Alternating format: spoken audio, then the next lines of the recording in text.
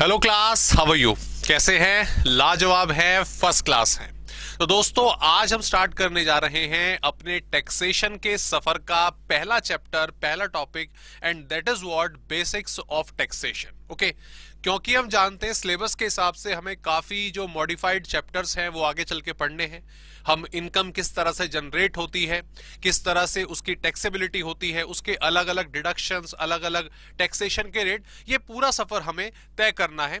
Obviously इस सफर को तय करने के लिए, सिलेबस को कवर करने के लिए पहले हमें हमारे टैक्सेशन के, हमारे सब्जेक्ट के, हमारे इंडिया के टैक्सेशन लॉज के जो बेसिक रूल्स है, जो बेसिक नॉलेज है, वो हमें मालूम होनी चाहिए। ओके, तो इस पर्टिकुलर चैप्टर में, हमारे पहले चैप्टर में हम जो कंटेंट करेंगे वो बेसिक डेफिनेशन से रिलेटेड होगा। साथ ही हम इस चैप्टर में यह भी पढ़ेंगे कि हमने अपने इनकम टैक्स लॉ के बिहाफ पर इनकम के तरीकों को इनकम को जनरेट कैसे किया जाता है, उसको कितने पार्ट्स में डिवाइड करा गया है। साथ ही हम यहां पर किस साल टैक्स लगता है, किस साल इनकम जनरेट होती है, ये कुछ छोटे छोटे फाइनेंशियल ईयर से रिलेटेड प्रोविजंस जो हैं उनके बारे में भी पढ़ेंगे। And yes, the main thing, tax calculate कैसे होता है, हम कंप्यूट कैसे करते हैं इनकम टैक्स को, कि अगर कोई पर्टिकुलर इंडिविजुअल या पर्टिकुलर कंपनी या पर्टिकुलर पार्टनरशिप फर्म अपनी कोई इनकम जो उसने कमाई है एक पर्टिकुलर फाइनेंशियल ईयर में हमें बताएगा, तो उस पर किस तरीके से टैक्सेबिलिटी जो है वो अराइज होगी। तो ये पूरा का पूरा कंटेंट, ये सारा का सारा कंटेंट हमें कवर करना है। बट यस, ऑब्वियसली सबसे पहले जो हमारा इंटरेस्टिंग पार्ट होगा वो होगा इसका बेसिक्स। ओके, तो सबसे पहले सब्जेक्ट है हमारा टैक्स। सब्जेक्ट हमारा क्या है? टैक्स है। टैक्स होता क्या है? अगर मैं नॉर्मली आपसे पूछूं कि व्हाट इज टैक्स, कि होता क्या है टैक्स, तो आप अक्सर ये कहेंगे हम कि भाई जो इनकम के ऊपर लगता है उसको हम टैक्स कहते हैं। ओके, अगर नॉर्मली कोई सब्जेक्ट हम पढ़ने जा रहे हैं, इसको स्टार्ट करने जा रहे हैं, तो मैंने आपसे पूछा व्हाट इज टैक्स, तो आपका आंसर क्या आएगा कि सर जो इनकम के ऊपर लगता है, जो चार्ज लगता है, जो हम गवर्नमेंट को पे करते हैं, उसको इनकम टैक्स कहा जाता है। नहीं दोस्तों, आपने जो कहा है वो कहा तो बिल्कुल ठीक है, पर वो टैक्स नहीं है। जो चीज आपने बताई कि इनकम के ऊपर जो चार्ज लगा उसे हम टैक्स बोलेंगे, दैट इज इनकम टैक्स। उसको हम क्या बोलते हैं? इनकम टैक्स बोलते हैं। Income tax is a example of tax. जो इनकम टैक्स है वो टैक्स का एक भाग है, एक पार्ट है। अगर मैं ओवरऑल आपसे पूछूं कि भाई टैक्स क्या होता है, तो सीधी सी बात है, आइए सबसे पहले हम इसी चीज को डिस्कस करने जा रहे हैं कि व्हाट इज टैक्स। तो सबसे पहला पॉइंट हमारे सामने क्या आया? Tax is a compulsory payment of money to the government. भाई गवर्नमेंट ने कुछ रूल्स, कुछ रेगुलेशंस बनाए हुए हैं, उसके बिहाफ पर हमें गवर्नमेंट को कंपल्सरीली कुछ अमाउंट पे करना पड़ता है, उसको हम कहते हैं टैक्स। अब एग्जांपल लेंगे इसका, अब इसका एग्जांपल लेंगे कि भाई जैसे अगर कोई पर्टिकुलर इंडिविजुअल इतनी इनकम जनरेट करेगा, लाइक 3 लाख, 4 लाख, 5 लाख, जो लिमिट है वो हमारे आगे सिलेबस में होगा डेफिनेटली।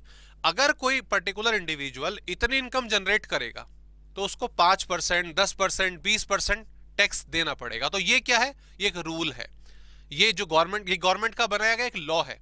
तो that is what compulsory payment, पे करना ही पड़ेगा। ऐसे ही जीएसटी, भाई हम मार्केट जाते हैं, शॉपिंग करते हैं, कोई भी चीज हमने बाय करी, खरीदी, तो उसमें क्या हुआ? जो शॉपकीपर है, जो हमें क्या नाम है, गुड्स दे रहा है, जो हमें सर्विस दे रहा है, हम सामान उससे खरीदते हैं, वो अपना चार्ज लेता है, प्लस उसमें जीएसटी भी ऐड कर देता है, उसमें एक एक्स्ट्रा अमाउंट भी ऐड कर देता है टैक्स का। तो वो भी क्या है? वो भी गवर्नमेंट ने लॉ बनाया हुआ है कि भाई अगर आप कुछ खरीदोगे तो उसके ऊपर टैक्स लगेगा। तो सीधी सी बात, ये लॉ, ये रूल हर पर्टिकुलर इंडिविजुअल को, हर सिटीजन को फॉलो करने हैं हमारी कंट्री के हिसाब से।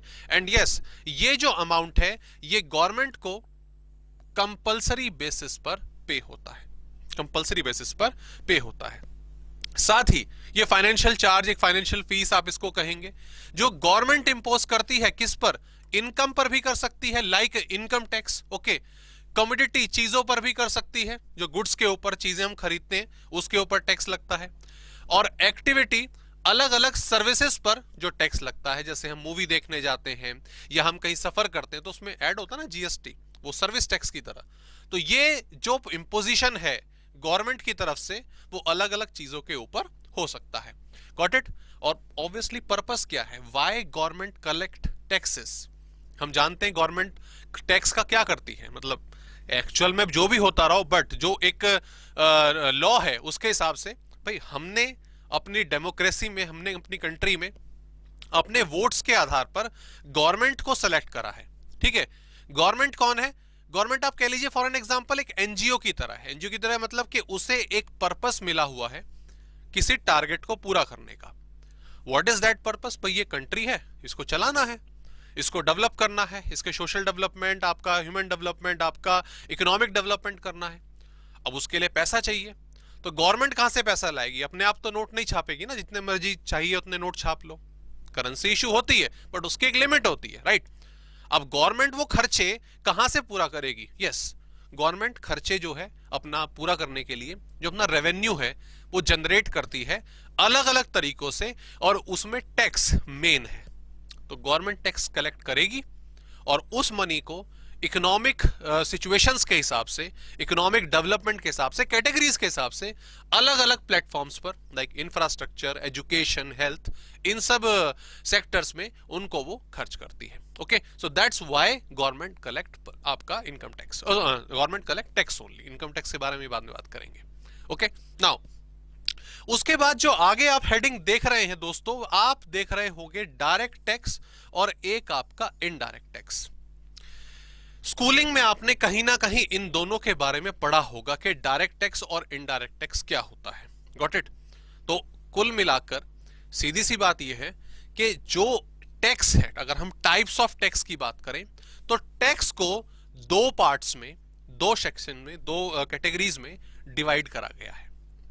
पहला है हमारा डायरेक्ट टैक्स, और सीधी भाषा में कहें जो डायरेक्टली पे होता है वो डायरेक्ट टैक्स है, और इनडायरेक्ट टैक्स ऑब्वियसली जो इनडायरेक्टली पे होता है। तो direct tax is that tax which paid directly, indirect tax is that tax which paid indirectly. अब ये डेफिनेशन हम एक्चुअल में किसी को नहीं कहेंगे, ठीक है? ओके, कंसेप्ट इसका यही है कि डायरेक्टली और इनडायरेक्टली पे होता है, बट इसको कहने का तरीका, एक लिखने का तरीका एक अलग तरीके से होता है। What is that? मैं जरा उसके आपके बारे में बात करते हैं कि डायरेक्ट टैक्स बेसिकली होता क्या है।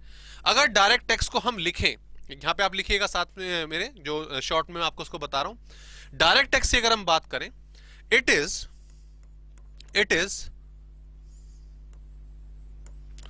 Paid by those, it is paid by those on which it is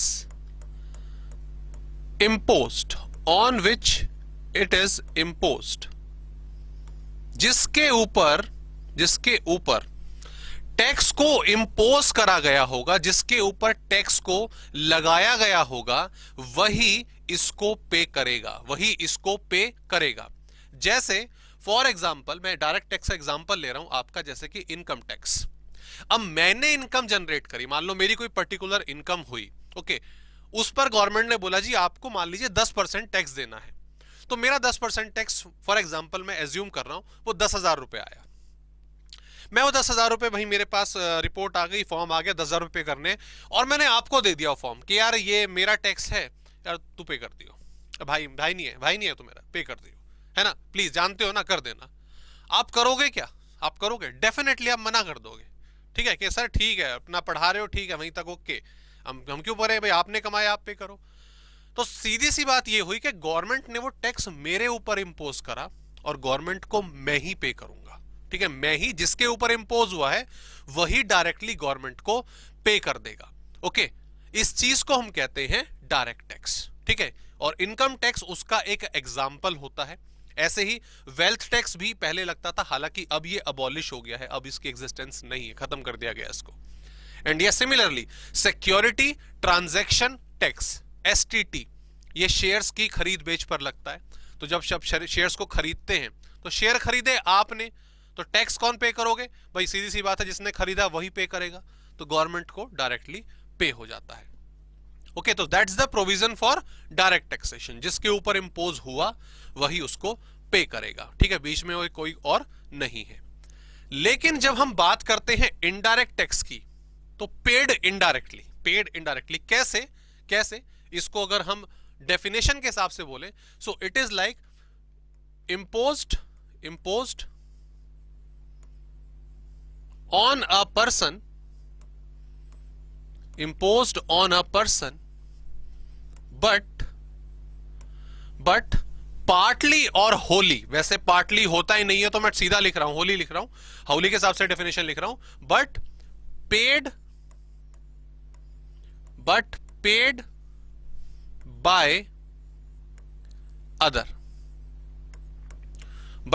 by other, government ने इंपोज किसी और पे करा, इंपोज किसी और के ऊपर करा, लेकिन उसको पे किसी और ने करा है। फॉर एग्जाम्पल भाई आप यानी कि आप जो है शॉपिंग करने गए और शॉपकीपर से, ये शॉप है, शॉपकीपर से आपने कुछ सामान बाय करा। ओके, अब सामान बाय करा 100 रुपए का मान लेते हैं, एज्यूम कर लेते हैं, तो आपके पास सामान, मान लो आपने ये चीज पेन बाय करा दैट कॉस्ट ₹100, तो 100 रुपए का आपने पेन खरीदा।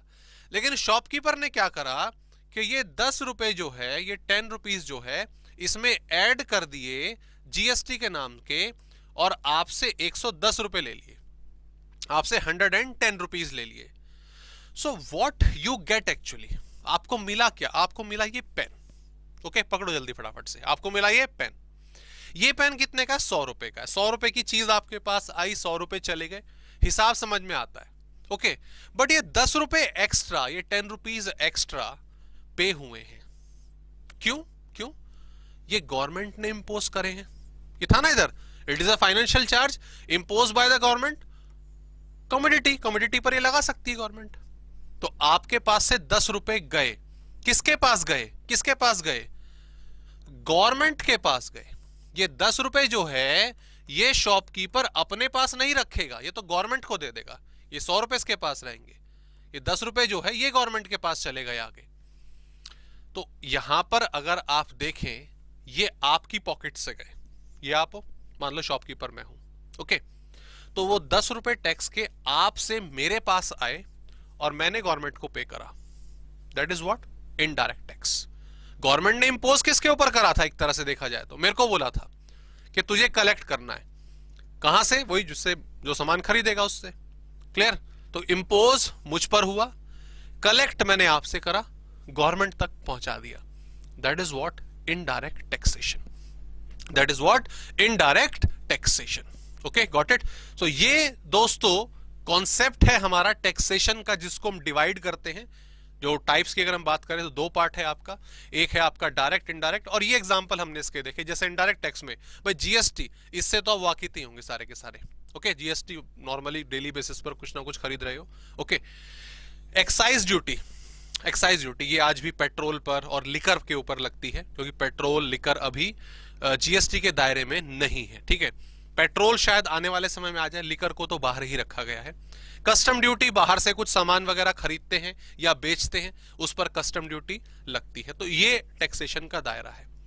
बट फॉर आवर स्टडी, जब हम ये आपका सब्जेक्ट पढ़ रहे हैं, जब हम इनकम टैक्स की बात कर रहे हैं, so we are going to focus on income tax only. जब हम इनडायरेक्ट टैक्स में जाएंगे, दूसरे सेक्शन में जाएंगे, स्पेशली जीएसटी, तो वहां पर आपको इनडायरेक्ट टैक्सेशन पढ़ाऊंगा। But yes, for right now, अभी जो हमारा सफर है, अभी जो हमारा कंटेंट है, that is related with what? Income tax. ठीक है, सो हम जो चीज पढ़ने जा रहे हैं, वो सिर्फ और सिर्फ हमारी इनकम टैक्स को लेकर है।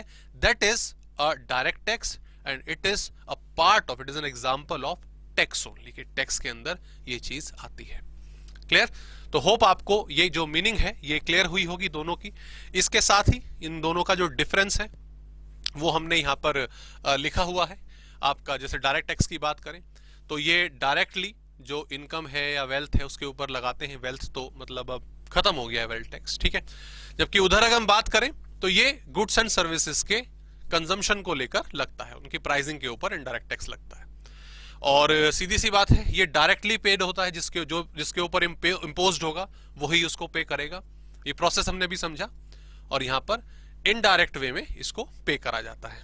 ठीक है, ये रिपीट ही हो रहा है आपका, ये इनकम पे लगेगा, ये गुड्स एंड सर्विसेज पर लगेगा। बर्डन की बात करें तो यहां पे बर्डन शिफ्ट नहीं हो सकता था। जैसे हमने बात करी थी इनकम टैक्स की, मेरे टैक्स की, तो मेरा टैक्स आप पे नहीं करेंगे, आप मना कर देंगे, तो मना कर दिया आपने, सीधी सी बात है, तो मुझे ही पे करना पड़ा। जो टैक्स का बर्डन था मैं शिफ्ट नहीं कर पाऊंगा। But yes, special that's the main feature of indirect taxation कि ये बायर के ऊपर शिफ्ट हो जाता है। हमारे वाले एग्जांपल में, जो ऊपर एग्जांपल हमने लिया, गवर्नमेंट ने जीएसटी मेरे ऊपर इंपोज करा था, भाई जो भी तू सेल वेल करेगा, सामान बेचेगा, वो हम तेरे को कलेक्ट करना है, मैंने आपके ऊपर ट्रांसफर कर दिया था। सो बर्डन इसमें शिफ्ट हो जाता है। ठीक है, ये ईयरली बेसिस पर कलेक्ट होता है, साल के एंड में एक साथ पूरा हिसाब किताब बताओ, लेकिन ये जब गुड्स को बेचा जाएगा तभी इसकी जो टैक्सेशन है वो अप्लाई होगी। और ये एग्जांपल हमने इसके देखे। Got it? So that's the scenario for this introduction about direct and indirect tax. और हमें क्या पढ़ना है? हमें पढ़ना है आपका इनकम टैक्स इस वाली सीरीज में। Got it? सो नाउ, तो समय की बर्बादी किए बगैर हम जरा आ जाते हैं अपने इनकम टैक्स लॉ के ऊपर कि भाई अब आपने बात तो करी कि इनकम टैक्स हमें पढ़ना है, तो इनकम टैक्स होता क्या क्या है, जरा हमें यह भी बताइए कि इनकम टैक्स हमारा होता क्या क्या है। ध्यान देंगे दोस्तों, अभी भाई बुक से तो अंदाजा लग ही गया होगा ना, जो बुक आपके पास है कि अच्छी खासी है, इंस्टीट्यूट का मटेरियल भी काफी बड़ा है, हमने उसको थोड़ा समराइज करा है, क्वेश्चंस वगैरह डाले हैं। ठीक है, फाइनल में और साइज बढ़ जाएगा किताबों का, डरना नहीं है, लेकिन हमें डरना नहीं है। ठीक है, डरना नहीं है, समझना है, पढ़नी आसान है, बिल्कुल हो जाएगा, कोई दिक्कत वाली बात नहीं है। अब यहां पर जो अब बुक्स हम देख रहे हैं, बुक्स भाई कंटेंट बहुत सारा लिखा हुआ, अब ये सारा किसने लिखा, कहां लिखा, कब ये क्रिएट हुआ? ऐसा तो नहीं है ना कि ओवरनाइट ये चीजें बन जाती हैं, और अगर बन भी जाती हैं तो ये कभी चेंज नहीं होती, नहीं, चेंज भी होती रहती हैं। तो जो पूरा का पूरा स्ट्रक्चर, जो पूरा का पूरा स्ट्रक्चर हम पढ़ रहे हैं, पढ़ने जा रहे हैं, उसको हम कहते हैं, यस, हमारा इनकम टैक्स लॉस। क्या कहते हैं? Income tax loss. Income tax law है, किस तरह से टैक्स लगेगा, किस तरह से इनकम कैलकुलेशन होगी, क्या अदर रूल्स एंड रेगुलेशन है, किसको इनकम मानेंगे, किसको नहीं मानेंगे, बहुत सारी चीजें हैं। तो जो बुक आपके पास है वो क्या है? वो इनकम टैक्स लॉज है, और उसके अंदर वो सारे के सारे तमाम प्रोविजंस जो हैं वो उसके अंदर लिखे हुए हैं। Got it? क्लियर? अब बात यह है कि जो इनकम टैक्स लॉ है वो किन किन चीजों से तैयार हुआ है, किन किन चीजों से तैयार हुआ है। तो मैं आपको बता दूं, ये जो सारे रूल्स हैं, ये सारी रेगुलेशंस हैं, प्रोविजंस हैं हमारे इनकम टैक्स लॉस के, ये लिखे हुए हैं हमारे इनकम टैक्स एक्ट 1961 में। ठीक है, हमारा जो कंट्री का इनकम टैक्स एक्ट था वो 1961 में एग्जिस्टेंस में आया था। आजादी हमें मिली 47 में, आपका हम रिपब्लिक हुए, हमारा अपना लॉ चालू हुआ कब? 1950 में। हम रिपब्लिक डे, इंडिपेंडेंस डे इनके अकॉर्डिंगली मनाते हैं। बट यस, जो इनकम टैक्सेशन थी हमारी, जो टैक्सेशन के रूल थे इनकम टैक्सेशन के, वो ब्रिटिश वाले ही कंटिन्यू हो रहे थे। तो 61 में जो हमारा इनकम टैक्स एक्ट है वो आया, और वो हमारा अभी तक चल रहा है। ठीक है, अब ऐसा नहीं बोलेंगे कि जो रूल 1961 में बने थे वही अब तक चल रहे हैं, नहीं, वो हर साल चेंज होते रहते हैं। Got it? सो 1961 में हमारा इनकम टैक्स एक्ट आया था, गवर्नमेंट ने इसको बनाया, हमारा कॉन्स्टिट्यूशन गवर्नमेंट को राइट देता है कि भाई आप टैक्स बना सकते हैं। ठीक है, आपको पूरा अधिकार है टैक्स बनाने का। तो ये टैक्स तैयार करा गया, और इसमें टोटल हमारे 298 सेक्शंस हैं जी। हमारे इनकम टैक्स लॉ में टोटल 298 सेक्शन है, जो अलग अलग रूल्स हम देखेंगे। सारे के सारे हमें नहीं पढ़ने इस लेवल पे, फाइनल के लिए भी बचाएंगे काफी सारा, बाकी कंटेंट वहां पे आपको करवाऊंगा। ओके, फिलहाल अभी खैर हम जो सिलेक्टेड हमारा कंटेंट होगा वो हमें देखना है। Got it? क्लियर? अच्छा, एक नॉलेज वाली चीज मैं आपको बता दूं, जैसा कि मैंने भी बोला कि जो टैक्स लॉज है, ठीक है, जो इनकम टैक्स एक्ट है, जो रूल्स हैं उसके, वो बनाने का राइट हमारा कॉन्स्टिट्यूशन, हमारा संविधान गवर्नमेंट को देता है। राइट? कौन सी गवर्नमेंट को देता है? दो गवर्नमेंट होती है, राइट? एक है हमारा सीजी और एक होती है एसजी, आपका central government and state government. Right? Central government हर तरह की इनकम के लिए रूल्स, प्रोविजंस बना सकती है, except agricultural income, except agricultural income. Okay, याद रखेंगे स्टेट गवर्नमेंट को अधिकार है कि वो एग्रीकल्चरल इनकम पर टैक्स लगा सकती है, एग्रीकल्चरल इनकम पर टैक्स लगा सकती है। But from since old time after the independence agriculture income पे किसी भी प्रकार का कोई टैक्स नहीं लगता है। तो एक तरह से जो पूरा मैनेजमेंट है टैक्सेशन का वो सेंट्रल गवर्नमेंट ही कर रही है। स्टेट गवर्नमेंट सिर्फ एग्रीकल्चर इनकम पर टैक्स लगाती है, जो अभी तक नहीं लगा है। हाँ, कुछ स्टेट पे जहां पर आपका ओपीएम, अफीम वगैरह कुछ मतलब जो ठीक हम कैटेगरी नहीं मानते, अगर उनकी खेती होती है, दवाइयों वगैरह में उसका इस्तेमाल होता है, अगर उसकी खेती होती है तो वहां पर गवर्नमेंट थोड़ा बहुत टैक्स लगाती है। ओके, सो सीधी सी बात है, ये राइट इन दोनों के पास है। Got it? So income tax act दोनों गवर्नमेंट ने, दोनों मतलब हमारे कॉन्स्टिट्यूशन ने राइट दिया कि आपको अधिकार है लॉ बनाने का, लॉ तैयार करा गया और 298 टोटल सेक्शन हमारे इनकम टैक्स एक्ट में है। ओके, अगला है इनकम टैक्स रूल 1962। ओके, जैसा कि मैंने बोला कि 1961 में एक्ट तो आ गया, लेकिन क्या जो रूल, जो लॉ उस टाइम पर बने होंगे, जो इनकम का स्लैब 1961 में डिसाइड हुआ होगा, क्या वही अब तक फॉलो होगा? ऑब्वियसली नहीं, बिल्कुल नहीं। ये ईयर बाय ईयर लगातार चेंज होते रहते हैं। ओके, तो ये चेंज करने का जो राइट है, किसको? सेंट्रल गवर्नमेंट को। किसको? सेंट्रल गवर्नमेंट को। स्टेट गवर्नमेंट तो साइड ही होगी, ठीक है। सेंट्रल गवर्नमेंट को वो इनकम टैक्स रूल 1962 देता है, जो हमारे एक्ट के सेक्शन 295 में लिखा हुआ है। ये छोटी छोटी चीजें हैं, अगर आपको पता हो तो बहुत अच्छी बात है। इससे अपनी नॉलेज है उसको एनरिच करने में काफी हेल्प मिलती है, अपनी एक्सप्लेनेशन को, अपने आंसर्स को बेटर वे में प्रेजेंट करने का बहुत अच्छा बेनिफिट हमें मिलता है। क्लियर? ये पॉइंट इसके अंदर आया। साथ ही एनुअल फाइनेंस एक्ट, इसको मैं शॉर्ट में लिख रहा हूं, ये बजट है, राइट?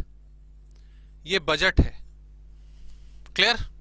बजट हर साल पेश होता है, हर साल हम देखते हैं स्पीच फाइनेंस मिनिस्टर हमारी कंट्री के देते हैं, और उस बजट में सबसे इंटरेस्टिंग पार्ट यही होता है जो नॉर्मली हम अक्सर सुनते हैं कि यार इस बार इनकम टैक्स के रेट क्या रहेंगे, क्या रेट कुछ चेंज होंगे या नहीं, क्या गवर्नमेंट कुछ नई सेविंग स्कीम लेकर आएगी या नहीं लेकर आएगी। ये सारी चीजें हमारी कंट्री के बजट में होती हैं। उस बजट का एक सेक्शन होता है छोटा सा, उसमें खाली गवर्नमेंट बजट में यही तो नहीं बोलते ना इनकम टैक्स के बारे में, और बहुत सारी बातों के बारे में डिस्कशन होती है, कंस्ट्रक्शन को लेकर, ट्रांसपोर्ट को लेकर, इंफ्रास्ट्रक्चर को लेकर। लेकिन जिस सेक्शन में, जिस पार्ट में, जिस प्रोविजन में हमारा क्या नाम है, ये टैक्स रेट लिखे होते हैं, नई स्कीम्स वगैरह लिखी होती हैं, वो होता है, उसका पार्ट होता है annual finance act. What? Annual finance act. Got it? Clear? Now आगे बढ़ते हैं। ठीक उसी तरीके से circulars issued by CBDT, circulars issued by CBDT, ये आपका आता है ऑब्वियसली किसके अंदर? मतलब इसकी फुल फॉर्म क्या है? Central board of direct taxation. Note कर लेंगे इसको, central board of direct taxation. Okay, और जैसे गवर्नमेंट को पावर मिली रूल के थ्रू जाने की सेक्शन 295 में, यहां पर section 119 of our income tax act CBDT को, central board of direct taxation को यह अधिकार देता है कि आप अपने सर्कुलर्स इशू कर सकते हो, आप अपने सर्कुलर्स इशू कर सकते हो। What is a circular? Circular क्या है, जरा इसके बारे में डिस्कशन करते हैं। What is circular? ध्यान दो, जैसे कि इसको थोड़ा छोटा कर देते हैं, हमारी प्रेजेंटेशन उधर आ जाएगी, जैसे कि मैं यहां पर आपको बताऊं। ठीक है, ध्यान देंगे। नॉर्मली जैसे अभी इस साल का भी बजट आने वाला है भाई, फरवरी 2021 में हमारी कंट्री का जो बजट है वो पेश हो जाएगा, बजट में क्या होता है कि भाई आने वाले एक साल यानी कि 1 अप्रैल 21 से लेकर 31 ऑफ मार्च 22 तक हमारे कुछ इनकम टैक्स के जो रूल्स हैं वो फॉलो होंगे, वो हमें मानने पड़ेंगे जो हमारे बजट में कहे गए हैं। हर फाइनेंशियल ईयर के लिए हमारा बजट बनता है। Got it. अब ये होता कैसे बजट में, आपने बहस देखी होगी, बस जो हमारे फाइनेंस मिनिस्टर है वो बिल पढ़ रहे हैं, अलग अलग मुद्दे बता रहे हैं, उधर से हे हो होने लग जाती है, माहौल आप देखती है लोकसभा का। अब उसमें बहुत सारे पॉइंट हैं, अब उसमें फाइनेंस मिनिस्टर ने सारे पॉइंट बोले। ओके, बोलने के बाद कई कुछ पॉइंट्स पर, भाई बहुत सारे पॉइंट्स हैं उसके अंदर, लेकिन कुछ पॉइंट्स पर सहमति नहीं हुई सबकी कि यार ये टैक्स रेट थोड़ा कम लगा है या ये टैक्स रेट थोड़ा ज्यादा लगा है, लिमिट थोड़ी कम मिली है, तो कुछ पॉइंट्स पर सहमति नहीं होती सबकी। तो गवर्नमेंट क्या करती है कि यार इन एक दो पॉइंट के लिए, 2-3 पॉइंट के लिए अब बजट को थोड़ी ना रोका जाएगा। व्हाट इट, ठीक है, इन पॉइंट्स को साइड रख दो, इन पॉइंट्स को साइड रख दो, कोई दिक्कत नहीं है, एंड बाकी पास कर दो, बाकी सारे पॉइंट तो ओके करो। तो वो बाकी सारे पॉइंट ओके हो जाते हैं और कुछ पॉइंट साइड रह जाते हैं। ठीक है, अब उन पॉइंट्स को दोबारा से स्टडी करने का जो एक तरह से रिस्पॉन्सिबिलिटी है वो दी जाती है सीबीडीटी को, central board of direct taxation को, कि यार देखो यार वो माने इन पॉइंट्स पर, जरा देखो दोबारा रिकॉल करो उसमें क्या हो सकता है। तो अब इसमें क्या नाम है, 2 महीने 3 महीने 4 महीने लग गए, समय थोड़ा ज्यादा हो गया। ठीक है, साल शुरू हो चुका है लेकिन समय थोड़ा स्टार्ट ज्यादा हो गया। तो गवर्नमेंट ने क्या करा, गवर्नमेंट बोले तो सीबीडीटी ने क्या करा, central board of direct taxation ने क्या करा, उन्होंने जुलाई में एक सर्कुलर निकाल दिया। सर्कुलर बोले तो नोटिस निकाल दिया और उसको अखबार के जरिए, इंटरनेट के जरिए सर्कुलेट कर दिया, इशू कर दिया, पहुंचा दिया जनता तक कि भाई ऐसा है, कोई फलाना फलाना पॉइंट रह गया था पिछली बारी और उस पर हमने अब स्टडी कर ली है और ये रेट रहेगा, ये लिमिट रहेगी। गवर्नमेंट उसको नोटिस के थ्रू बता देती है और कह देती है कि ये वाला जो रूल है ये हम निकाल तो रहे हैं जुलाई में, लेकिन लागू ये अप्रैल से होगा। राइट, जो अप्लाई है ये अप्रैल से होगा। ठीक है, तो कहानी में अगर आप देखो तो एक तरह से बीच बीच में वो क्लास में नहीं होता, मॉनिटर आके बोल देता है कि भाई चलो ये पीरियड इसका फटाफट से, अरे कॉपी जमा करो वगैरह वगैरह, अब ये असाइनमेंट जो था परसों जमा करना था, नहीं कल ही करना है, होता है ना ऐसे बीच बीच में कोई भी इंफॉर्मेशन, तो उसे हम बोलते हैं circulars issued by CBDT. Okay, तो इसके जरिए भी हम फैसला लेते हैं, अपने जो रूल्स वगैरह हैं उनको बनाया जाता है। ओके, गॉट इट, क्लियर हुआ। चलिए वापस आते हैं, इधर आइए थोड़ा सा। ओके, नाउ अब उसके बाद ऐसे ही अगला पॉइंट हमारा है केस जजमेंट। दोस्तों कई बार क्या होता है, कुछ चीजें, कुछ सिचुएशन ऐसे अराइज हो जाते हैं जिनके बारे में हमारे इनकम टैक्स लॉ में पहले कुछ नहीं लिखा था, XYZ कुछ भी, तो उसमें तो उस केस में फिर गवर्नमेंट तो कहती है टैक्स लगेगा, लेकिन जो जिसकी इनकम क्रिएट हुई है वो मना कर देता है कि भाई नहीं, ये तो एक्ट में नहीं लिखा, मैं क्यों टैक्स दूं आपको, ऐसे तो नहीं होगा, है ना, सीधी सी बात है। अब फिर क्या, केस हो जाता है, केस चलता है, फिर गवर्नमेंट कह रही है भाई पैसे लो इससे और वो कह रहा है मना करो, तो केस चलता है सुप्रीम कोर्ट, अपना हाई कोर्ट वगैरह में। और जब उस केस का फैसला आता है ना, फिर टैक्स पे करा या नहीं करा, वटेवर, वो तो डिपेंड करेगा लॉ पर, ठीक है ना, उस फैसले को, उस डिसीजन को, उस जजमेंट को लॉ बना दिया जाता है। क्यों, कि यार अगर आगे से दोबारा से ऐसा केस अगर अराइज हुआ तो फिर थोड़ी ना दोबारा से केस लड़ते रहेंगे हम, नहीं, ये फैसला हो गया ना। अब ऐसी कोई सिचुएशन अगर आगे आपकी अराइज होगी तो सीधी सी बात है, इसी जो फैसला अभी लिया गया है उसके आधार पर ऑटोमेटिकली उसका भी फैसला ले लिया जाएगा, उसके लिए दोबारा से केस लड़ने की जरूरत नहीं है। तो जो फैसले लिए जाते हैं हमारे सुप्रीम कोर्ट, हाई कोर्ट में, वो भी इनकम टैक्स डिसीजंस को लेने में हमारी हेल्प करते हैं। Okay, and the last is what, yes, notification. Notification कौन जारी करती है, यस, हमारी गवर्नमेंट, सेंट्रल गवर्नमेंट, और इसका ये छोटा लड़का, ये सीबीडीटी, ये गवर्नमेंट ने बनाया होता है। तो कोई भी नोटिफिकेशन, कोई भी नोटिस अलग तरीके से नया कुछ भी जारी कर दें, रूल्स एंड रेगुलेशन, जैसे वो भाई और बहनों आज से 500,000 के नोट नहीं चलेंगे, ठीक है, ऐसा हो गया था ना, दैट्स व्हाट। तो और अगर किसी के पकड़े गए तो इतना टैक्स लगेगा, तो ये जो चीज थी, जो भी था, पैसे शो कर दो इतना टैक्स लगेगा, ये क्या थी, ये एक नोटिफिकेशन थी। जो गवर्नमेंट ने अपना जारी करी थी। तो ये सारी चीजें हैं, ये सारी चीजें हैं जिनसे मिलकर हमारा इनकम टैक्स लॉ बनता है, तैयार होता है, और इसके इनकम टैक्स लॉ के अंदर लिखे गए रूल्स के बिहाफ पर हम डिसीजन लेते हैं अपने इनकम टैक्स का। Clear, got it. चलिए आगे बढ़ते हैं, आगे बढ़ते हैं, आगे बढ़ते हैं। तो इन सब की हमने यहां पर जो एक्सप्लेनेशन है वो भी अपना लिखी हुई है। तो जैसा कि आपका यहां पर बोला गया है, इनकम टैक्स एक्ट 1961 ये आपका 1 अप्रैल 1962 से शुरू हो गया था। एक्ट 61 में बनके तैयार था, पास करवा लिया था, लागू 1 अप्रैल 62 से बोला गया। 298 शायद ही मैंने बताए थे ये सेक्शन हमारे एग्जिस्ट होते हैं, और टोटल 14 इसमें शेड्यूल्स हैं, सेक्शंस आपके, सेक्शंस के अलावा। ओके, और सेक्शन के अंदर अपने जो होते हैं क्लॉज और सब सेक्शंस वगैरह होते हैं अपने जो ब्रैकेट, वो हम पढ़ेंगे अभी आगे चल के, सब सेक्शन वगैरह जो भी है। तो खैर ये इतना डेप्थ में आपको नहीं जाना, ये लॉ का हिस्सा बन जाता है, आपको बस मालूम होना चाहिए ओवरव्यू इन चीजों में। तो इन चीजों में तो ओके, क्लॉज जैसे कि आपका ये एग्जांपल यहाँ पे दे रखे हैं, you just have to read over it. हाँ, ये चीज मैं जरूर बताऊंगा, ये अक्सर ये वर्ड आपके आ जाते हैं, proviso and explanation. A section में also have provisos and explanation. Proviso क्या होते हैं? It gives exceptions to the provision.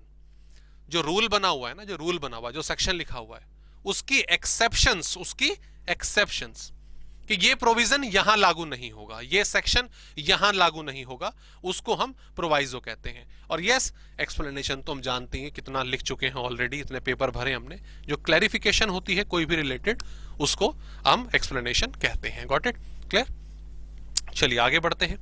ऐसे ही एनुअल फाइनेंस एक्ट की मैंने आपके बारे में बात करी, जो हमारा ये बजट होता है पार्लियामेंट्री सेशन में, जो आपका बजट पेश होता है, उसको एनुअल फाइनेंस एक्ट कहते हैं। इसमें टैक्स स्ट्रक्चर के बारे में पूरी इंफॉर्मेशन होती है। जब फाइनेंस मिनिस्टर क्या नाम है, संसद भवन में घुसते हैं अपना बजट पेश करने के लिए, तो वो जो बजट होता है ना, तब वो बिल होता है। तब क्या होता है? बिल होता है। और जब पूरा हंगामे के बाद बोलते हैं कितने एग्री है, ऐसे करके हाथ खड़े करते हैं, ओके, कि हाँ हम एग्री हैं, मतलब जब सब सहमत हो जाते हैं कि हाँ ओके, तो वो जो बिल है वो एक्ट बन जाता है। तो ये आपको मालूम होना चाहिए, ये जरूरी है कि what is the difference between a bill and an act. तो जो बिल है वो पास होने के बाद एक्ट बनता है, एग्जिस्टेंस में आता है। ओके, अमेंडमेंट्स का मतलब होता है चेंज। पिछले साल क्या रूल था, इस साल क्या अप्लाई होगा, उस चेंजेस को हम अमेंडमेंट कहते हैं। और रेट, टीडीएस, एडवांस टैक्स, इसको अभी आप इग्नोर करेंगे। इग्नोर क्यों? क्योंकि अभी इन चीजों का मतलब आपको नहीं पता है। तो ये चैप्टर्स हम पढ़ने वाले हैं अपने सिलेबस में, so don't worry about that. Okay, उसके बाद इनकम टैक्स रूल की हमने बात करी, ठीक है। सीबीडीटी गवर्नमेंट ने इसको एस्टेब्लिश करा हुआ है अपने एडमिनिस्ट्रेशन के लिए। नोटिफिकेशंस जो गवर्नमेंट अपनी जारी करती है, सर्कुलर्स जो सीबीडीटी जारी करता है, ये अभी हमने सारा का सारा पढ़ा। और यस, केस लॉस जो हमारे हाई कोर्ट में, हमारे सुप्रीम कोर्ट ने जो जारी करे हैं अलग अलग लेवल पे, ठीक है, वो सारे के सारे पॉइंट्स हमारे इसके अंदर आएंगे। ओके, सुनाओ, अभी तक की डिस्कशन के बिहाफ पर हमने अपने जो पॉइंट्स हैं वो देखे। अभी तक हमने समझा कि टैक्स हमारा है क्या। पहले तो टैक्स का मीनिंग समझा, उसके अंदर हमने इनकम टैक्स की बात करी कि भाई इनकम टैक्स हम पढ़ तो रहे हैं, लेकिन ये बना कैसे है, तो उसके कंपोनेंट्स हमने देखे। ओके, नाउ अब शुरू करते हैं, अब कंटेंट स्टार्ट करते हैं अपना हम डेफिनेशंस का। कुछ बेसिक चीजें हमें मालूम होनी चाहिए, हम पढ़ने तो जा रहे हैं, ठीक है भाई। जब अगर हम बात करें, कोई भी टॉपिक हमने पढ़ा, कोई भी चैप्टर होता ना कि भाई सोशल स्टडीज में हम पढ़ते थे, अपना ज्योग्राफी में पढ़ते थे कि today we are going to discuss about this chapter, this particular topic. तो वो चैप्टर किससे रिलेटेड है, उसमें जो टर्म्स हम इस्तेमाल करने वाले हैं वो क्या है, वो अगर हमें पहले से पता हो तो सीधी सी बात है, काम आसान हो जाता है। ओके, तो जैसे बोल देंगे, मैं जैसे साइंस में बोल दिया कि ये फलाना हमने पेन ऊपर उछाला और ये नीचे आया और ग्रेविटेशनल फोर्स इसका इतनी स्पीड से इसको खींच रहा है वगैरह वगैरह, आई डोंट नो क्या क्या था, मैं नमस्ते कह दिया था 10th के बाद ही, ठीक है, क्योंकि आप लोगों से मिलना था। तो अब ऑब्वियसली ग्रेविटेशनल फोर्स क्या होता है हमें मालूम हो तभी तो आगे पढ़ेंगे। तो सेम ऐसे ही कुछ इंपॉर्टेंट डेफिनेशंस हमें मालूम होनी चाहिए, उसके बारे में हम डिस्कशन शुरू करते हैं। हाँ, एक चीज आप याद रखिएगा, हालांकि लॉ में ये आपने ऑलरेडी शायद पढ़ लिया हो या ऑब्जर्व भी करा हो, किसी भी एक्ट में mostly I think, I am sure, जितने मैंने पढ़े उतने में तो यही है, जो बेसिकली डेफिनेशंस होती हैं वो याद रखिएगा दोस्तों, हमेशा सेक्शन 2 में लिखी रहती हैं, और वो भी अल्फाबेटिकली ऑर्डर्स में। ओहो, अल्फा लिख देता हूं मैं, आपको समझ आ जाएगा, अल्फाबेटिकली ऑर्डर में, मतलब जिसकी डेफिनेशन ए से शुरू हो रही होगी वो स्टार्टिंग में ही आ रहा होगा, ठीक है, उसके बाद ए बी सी डी, आप समझ गए, ठीक है, इस ऑर्डर में लिखी रहती है, सेक्शन 2 में ही होती है। ओके, सो बट ऑब्वियस है, जैसा कि मैंने बोला, इनकम टैक्स बहुत ज्यादा वास्ट है, तो सारी डेफिनेशन हमें नहीं डिस्कस करनी है, हम सारी डेफिनेशन नहीं डिस्कस करने वाले हैं, जो मेजर डेफिनेशन है, जो मालूम होनी चाहिए, हम उसके बारे में डिस्कस करेंगे। हाँ, जब कोई पर्टिकुलर चैप्टर हम डिस्कस कर रहे होंगे तो उसमें इस्तेमाल होने वाली डेफिनेशन वहां पर पढ़ी जाएगी। ओके, तो सबसे पहली डेफिनेशन जो हमारी है कि हम कौन हैं, हम भारत हैं, हम एक देश हैं। ओके, और वो देश, वो इंडिया, वो है क्या क्या चीज कवर कर रहा है इंडिया? तो सबसे पहले अगर हम ध्यान दें यहां पर, that is territory of India. ठीक है, इंडिया के अंदर क्या क्या आ रहा है? Territory of India. तो वो जो दिखाई देता है हमें हमारे मैप में, ठीक है, बड़ा प्यारा सा, भाई जम्मू कश्मीर से लेकर ऊपर, अब तो हो गया ना, अब तो हिसाब बराबर ही कर दिया, सब कुछ अपना ही है, जो नहीं है देखेंगे बाद में, पर ठीक है, अब तो वो कंफ्यूजन खत्म हो गई। तो जम्मू कश्मीर से लेकर अपना तमिलनाडु होता है एंड में, केरला होता है, Kanyakumari, Tamil Nadu obviously, right, sorry, ठीक है, और अंडमान निकोबार भी, लक्षद्वीप भी, ठीक है, इधर अपना गुजरात से लेके अरुणाचल। तो ये जो पॉलिटिकल मैप हमें दिखाई देता है, दैट इज इंडिया। प्लस और इंडिया क्या क्या है? Territorial water of India and sea beds and subsoil underlying such water. What is that? ये क्या होता है? देखो, कभी गए हो गोवा घूमने? तुम्हारा तो कैंसिल ही होता रहा होगा, बहुत सारों से पता है, पेरेंट्स कहां जाने देते हैं, पर पिक्चरों में तो देखो, पिक्चरों में देख के तो खुश होना भी आजकल, ठीक है। तो गोवा या किसी और, मतलब सीधी बात, समुद्र के किनारे, ठीक है, तो समुद्र के किनारे हम क्या देखते हैं भाई? ये जैसे ये भाई सीधी सी बात है, यहाँ पे पेड़ हैं आपके, यहाँ पे लोग हैं, घर बने हुए हैं, और उसके बाद जब जमीन खत्म हो जाती है तो तब अपना, यहाँ पे मैं ऐसे बना देता हूं, ड्राइंग देखो खराब है मेरी, मजाक नहीं उड़ाएगा कोई, ये पानी शुरू हो जाता है ना, ये अपना पानी शुरू हो जाता है। क्लियर? अब जो TWI है, टेरिटोरियल वाटर ऑफ इंडिया, ये इंटरनेशनल जो एग्रीमेंट्स है वो ये कहते हैं, जो मिट्टी है, खाली वही इंडिया नहीं है, खाली वही इंडिया नहीं है, याद रखिएगा, उसके आगे 12 NM यानी कि 12 नॉटिकल माइल्स तक इंडिया है। वो जो पानी है ना, 12 नॉटिकल माइल्स लगभग 21 किलोमीटर के आसपास और पड़ता है, तो वो भी इंडिया ही है। ओके, मैप तो है, वो भी इंडिया है। प्लस खाली ये पानी की सतह नहीं, इसके नीचे ये जो रेत है, यहाँ पे अपने कुछ अपना होता है ना, वो कोरल्स वगैरह हैं, दैट सब कुछ वो भी आपका इंडिया माना जाएगा, that is also India. Continental shelf, वो द्वीप जो निकलने हुए हैं, यहाँ पे कोई द्वीप आ गया है, मिट्टी आ गई फिर से, ये भी इंडिया है, इसको भी इंडिया कहा जाएगा। Okay, exclusive economic zone, custom में आइएगा तब डिटेल में इसको आपके साथ चर्चा होगी, कस्टम एक्ट में। फिलहाल अभी समझने के लिए ये तो इंडिया है ही, प्लस आगे चल के 200 नॉटिकल माइल्स तक, 200 NM तक भी इंडिया का एक्सक्लूसिव इकोनॉमिक जोन है, मतलब वहां पर अपनी वो गतिविधियां, तेल निकालने का काम, कुछ मिनरल निकालने का काम समुद्र वगैरह में कर सकते हैं, तो वो पार्ट भी इंडिया का माना जाएगा। And any other specified maritime zone and air space above it's territory and TWI। तो मैरीटाइम जोन यहां पर अंडमान निकोबार वगैरह के लिए स्पेशली, जो बिल्कुल हटके है ना, but these are the part of India. Okay, और हाँ, एयर स्पेस, ये मिट्टी हमारी है, तो इसका मतलब ये नहीं कि हवा किसी और की है, उसके ऊपर की जो टेरिटरी वो किसी और, नहीं, वो भी हमारा है भाई।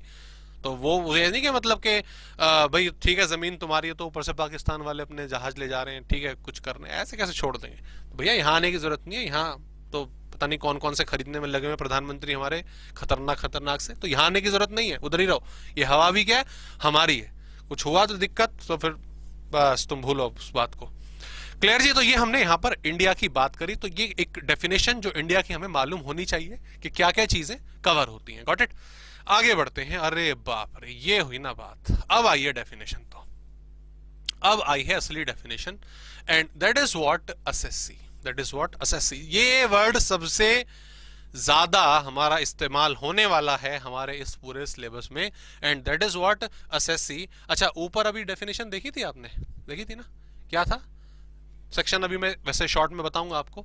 सेक्शन 2 ठीक है आपका डेफिनेशन का, मैंने बोला।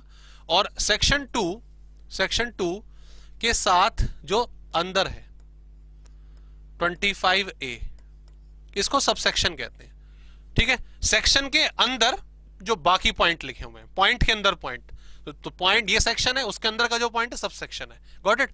अब जो इंडिया की डेफिनेशन है वो 25A में लिखी हुई है, सबसेक्शन है ना, इसको याद रखेंगे।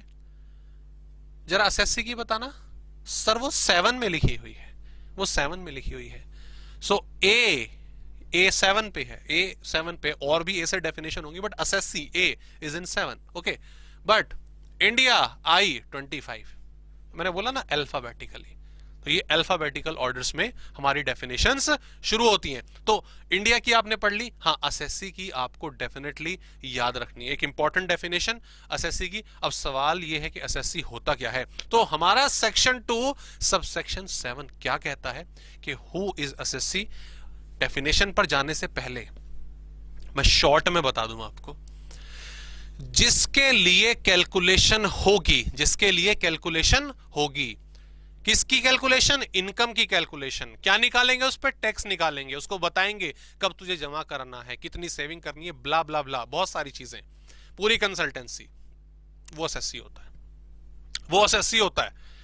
भाई इस सिलेबस में हम क्या करने वाले हैं? हम भाई कोई भी पर्टिकुलर क्वेश्चन हमें होगा, उस क्वेश्चन में कोई नाम होगा, mister Ram, mister Shyam, mister Abdul, ठीक है, राजेश जी, राकेश जी, इन्होंने इतनी इनकम जनरेट करी, इनका टैक्स निकालो, ये फलाना company A B limited, X Y limited, ठीक है, कोई भी लिमिटेड है ना।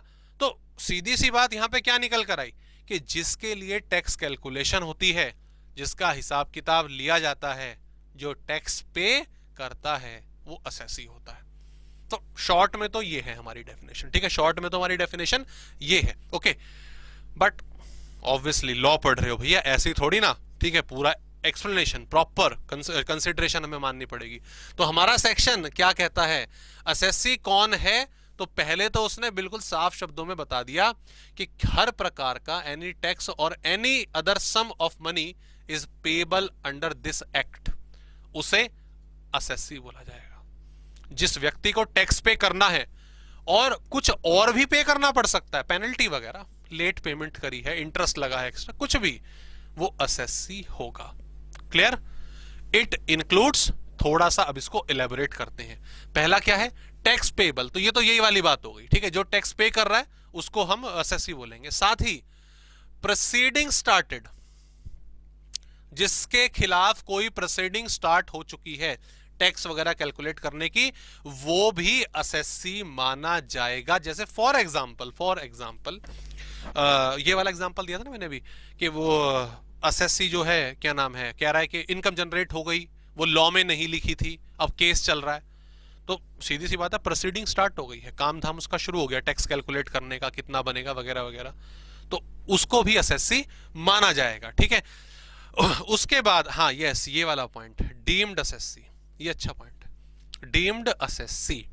और इसमें मैं एक वर्ड आपको बता दूं, respect of him legal higher such person, मैं लिख देता हूं यहाँ पे, दैट इज व्हाट आपका सच रिफंड वाला, हालांकि इधर भी आ रहा है बट मैं यहां पर भी रिफंड लिखता हूं। दो एग्जांपल देता हूं मैं आपको, दो एग्जांपल देता हूं। जैसे कि फॉर एग्जांपल एक ना टीडीएस होता है, वो भी यहाँ पे लिखा नहीं है, मतलब थोड़ा मैं आपको एडवांस में बता रहा हूँ। TDS, tax deduction at source, उसमें क्या होता है, उसमें क्या होता है, जब इनकम जनरेट होती है उसी टाइम पर टैक्स काट लिया जाता है। जैसे फॉर एग्जांपल मैं आपके पास एम्प्लॉय हूं, नमस्ते मालिक जी, ठीक है, मैं आपके पास एम्प्लॉय हूं, ओके, आप मुझे पगार देते हो, मैं 10,000 रुपये महीना, है ना, शर्म नहीं आ रही तो मैं 10,000 रुपये, क्या होता है आजकल 10,000 रुपये, मालिक थोड़ा बढ़ा दो, तो आपने भी वही अगले महीने आ जाना। खैर 10,000 रुपये आप मुझे पे करते हो महीने के, और साल के कितने हो गए, 1,20,000 रुपये। अब 1,20,000 रुपये जो है वो टैक्स फ्री होता है, उस पर कोई टैक्स नहीं लगता। 2.5-3 लाख रुपए तक वैसे कोई टैक्स नहीं लगता, अब वो नेक्स्ट चैप्टर में डिस्कस करेंगे, बट फिलहाल ऑब्वियसली 1,20,000 रुपए पर कोई भी टैक्स नहीं लगता। आप क्या करते हो, आपकी पापी नजर मेरे ऊपर, आपकी पापी नजर क्या, 10,000 रुपए देते तो हो, उसमें से भी 1,000 रुपए टैक्स के काट लेते हो, ओके। तो अब टीडीएस गवर्नमेंट रूल्स के हिसाब से वो आप सीधी सी बात है, आपने काट लिया। अब नतीजा क्या निकल कर आया यहां पे कि आपने हर महीने मेरा 1,000 रुपए टैक्स काटा, साल का कितना हो गया, 12,000, ओके। और मैं गवर्नमेंट, और आपने वो गवर्नमेंट को जमा करा दिया, ऐसे करते हैं, टैक्स काट के गवर्नमेंट को जमा करा देते हैं। अब मेरी टोटल इनकम 1,20,000, टैक्स देना बनता भी नहीं था, फिर भी मेरे नाम के हिसाब से, फिर भी मेरे नाम के इनकम के हिसाब से मेरे नाम का 12,000 रुपये पहुंच गया है। मैं कहूंगा गवर्नमेंट से जी वापस दे दो, गवर्नमेंट के वापस नहीं बनता था, इन्होंने काटा है, आपके रूल बना रखे थे जो भी, पर मेरी तनख्वाह इतनी नहीं है, वापस दे दो। तो गवर्नमेंट कहते हैं ठीक है दे देंगे वापस, कोई प्रॉब्लम वाली बात नहीं है, हमें लिख कर दीजिए, हमें ये रिपोर्ट जमा करिए अपनी कि भाई ऐसे ऐसे फलाना फलाना इतने पैसे यहां से काटे गए। उस चीज को कहते हैं रिटर्न, यानी कि इनकम टैक्स रिटर्न। तो मैंने इनकम टैक्स रिटर्न जब मैं फाइल कर देता हूं ना, तो भले ही मैं टैक्स पे नहीं कर रहा, मैं गवर्नमेंट से वापस टैक्स मांग रहा हूं, उसको बोला जाता है आपका डीम्ड एसएससी। मैं कौन बन गया, डीम्ड, कि भाई मैं था तो नहीं, पेबल तो नहीं बनता था, बट मैं बन गया, फिर भी रिटर्न वगैरह मुझे फाइल करनी पड़ी। सो दैट इज व्हाट आपका डीम्ड एसएससी। ऐसे ही कंपनी की अगर हम बात करें, कंपनी के ऊपर टैक्स लगता है, क्लियर, कंपनी की जो इनकम है उसके ऊपर टैक्स लगता है, बट कंपनी थोड़ी ना कुछ होती है, कंपनी को कौन चलाता है, डायरेक्टर चलाता है, ओके, कौन चलाता है, डायरेक्टर चलाता है। तो directors are like deemed SSC for the आपका क्या नाम है, कंपनी, कि उसके लिए उसको रिस्पॉन्सिबल कौन होंगे, आपके डायरेक्टर होंगे। तो that is what deemed SSC, okay. yes, and last point is legal representative या रिप्रेजेंटेटिव एसएससी हम इसको बोलेंगे। नॉर्मली होता है ना, जैसे कि मूवीज में देखते हैं हम कि भाई एक बच्चा है छोटा सा आपका 5-6 साल का, एक एक्सीडेंट में विलन ने उसके पेरेंट्स को मरवा दिया पूरा कब्जा करने के लिए, लेकिन जैसे वो कब्जा करने पहुंचता है तो एक वसीयत सामने आ जाती है कि भाई ये जब तक बच्चा 25 साल का नहीं होता है सब कुछ इसके नाम रहेगा, फैक्ट्री सब इसके नाम रहेगी, और इसको कुछ हो गया तो सीधी सी बात है सब गवर्नमेंट के पास चला जाएगा। होता ना, ऐसा बहुत सारी चीजें होती हैं। तो कंडीशन क्या, नतीजा क्या निकल कर आया यहाँ पे कि विलन को कुछ नहीं मिला, और उल्टा अब 25 साल तक उसकी सेवा और करनी पड़ेगी, है ना। तो यहाँ पर क्या है, अब वो जो छोटा सा बच्चा है 5-6 साल का, 10-12 साल का, उसको थोड़ी ना पता है टैक्स क्या है, बट जबकि सब सारी की सारी इनकम उसके नाम पे जनरेट हो रही है। सो इन दैट सिचुएशन जो उसके बिहाफ पर टैक्स भरेगा, यानी कि जो उसका लीगल रिप्रेजेंटेटिव है, उसे एसएससी कहा जाएगा, ओके। तो ये हमने यहां पर एसएससी की जो कंसेप्ट है उसको हमने डिस्कस करा। इसके अलावा हाँ, the last point is what आपका एसएससी बाय डिफॉल्ट। कभी आपने पिछले 2-3 सालों में टैक्स नहीं भरा था, लेकिन टैक्स था आपका, निकल के आया, गवर्नमेंट ने पता लगाया, आपको नोटिस भेजा, तो अब आप एसएससी थे तो नहीं पर बन गए, that is what SSC by default, ठीक है। टीडीएस के केस में भी हम इसको अप्लाई कर सकते हैं, आपका इसके अलावा टैक्स कलेक्शन के केस में भी इसको अप्लाई कर सकते हैं, बहुत सारी चीजें इसके अंदर आती हैं, okay. So that is what SSC by default. तो ये हमने एसएससी की डेफिनेशन यहां पर लिखी, और जैसा कि हम यहां पर देख रहे हैं कि स्टार्टिंग में था तो आपका ये 7 के अंदर, सबसेक्शन 7 के अंदर ये पॉइंट हमारा कवर हुआ था। Got it, clear. चलिए आगे आएंगे हम, अब आगे बढ़ते हैं एक और महत्वपूर्ण डेफिनेशन पर, एक और इंपॉर्टेंट डेफिनेशन पर। अब देखो पर्सन बोले तो एसएससी बोले तो ए, स्टार्टिंग में 7 है ना, इंडिया आई थोड़ा आगे चला गया 25 ए, पर्सन पी ये 31 पे पहुंच गया। तो अल्फाबेटिकल ऑर्डर में हमारी जो डेफिनेशंस हैं वो लिखी जाती हैं सेक्शन 2 में।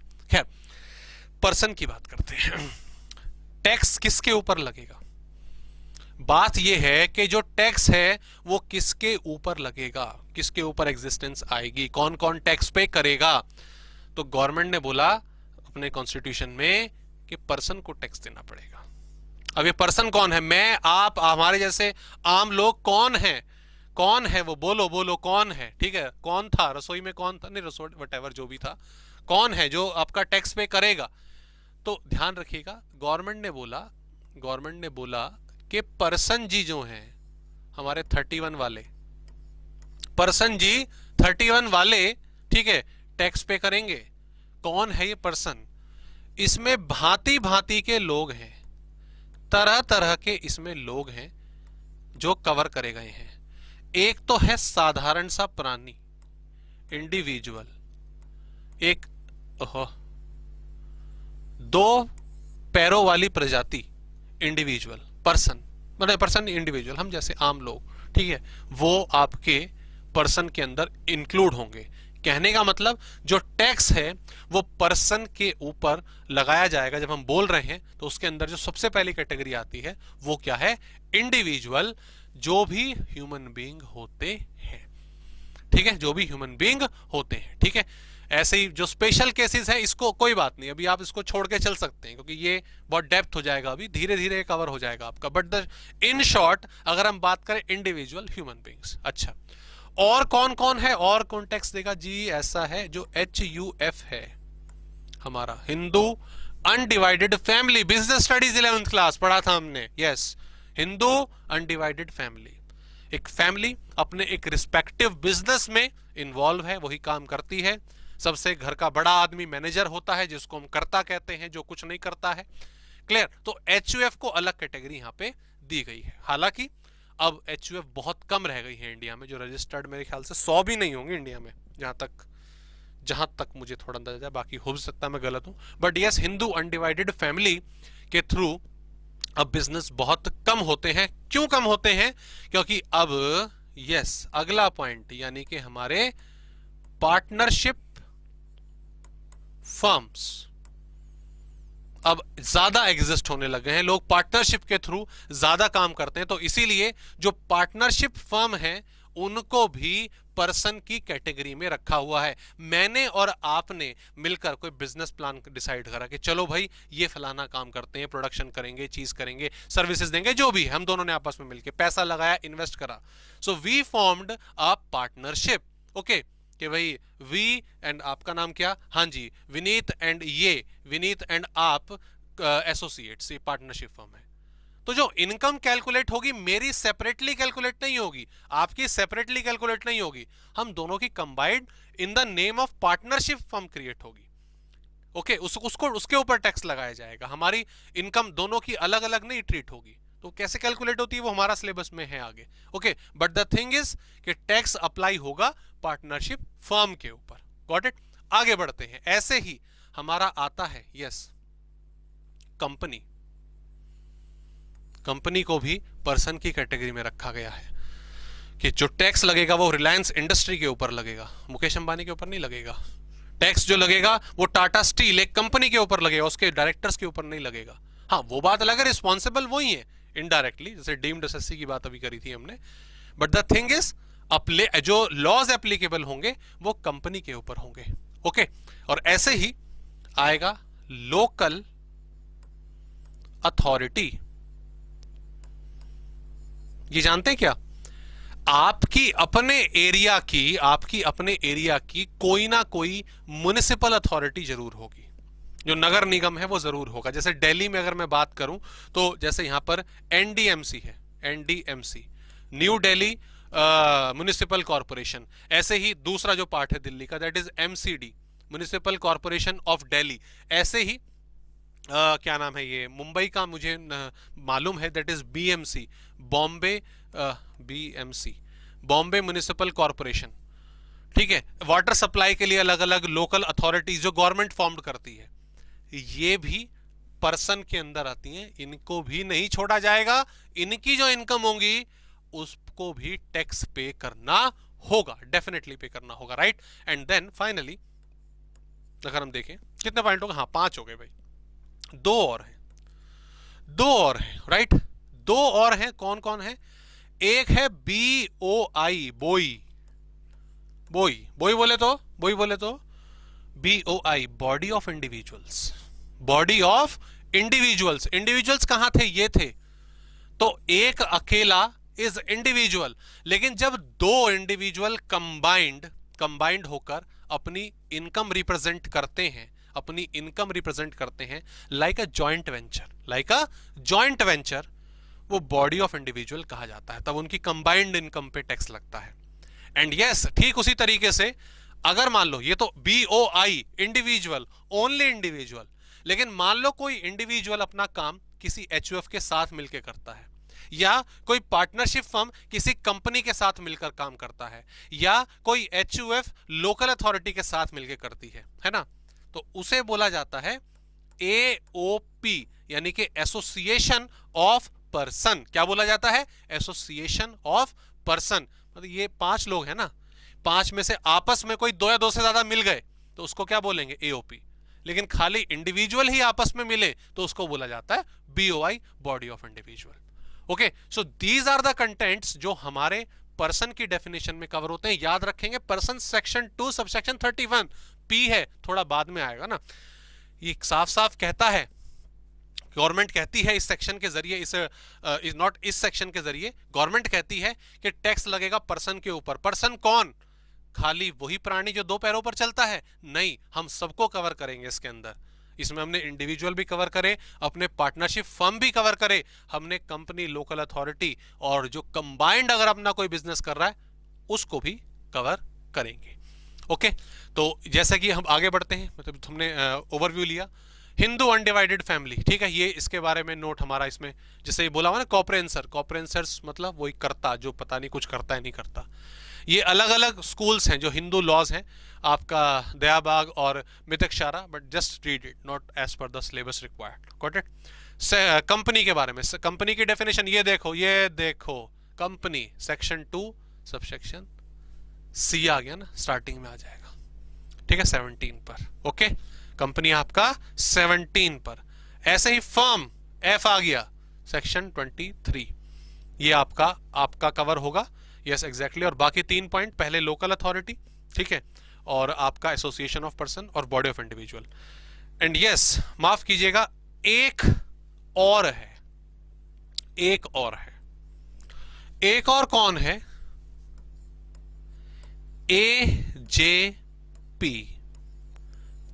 BJP नहीं, दैट्स AJP। ओके, AJP मतलब artificial judicial person. Artificial judicial person, अगर कोई पर्सन, ठीक है, व्यक्ति नहीं बोलेंगे, व्यक्ति इंडिविजुअल हो जाता है।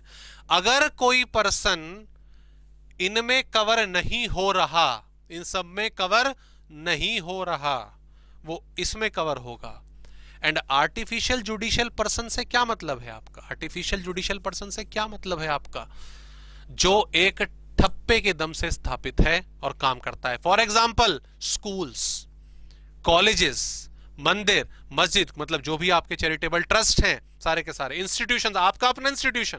ओके, जैसे मैं स्कूल की बात करता हूं, आप जब स्कूल की फीस पे करते हो, करी थी, नॉट सॉरी, अब तो पास हो गए, करी थी जब, या इंस्टीट्यूट को आपने फीस दी है जब, ओके, तो जो स्लिप आपकी आई उस पर लिखा थोड़ी ना होता कि जी मैं आज सुबह फीस जमा नहीं करा और ये फलाना मिस्टर श्याम सिंह वहां पे मिले, उनको मैंने फीस दे दी, ऐसा तो नहीं लिखा होता ना।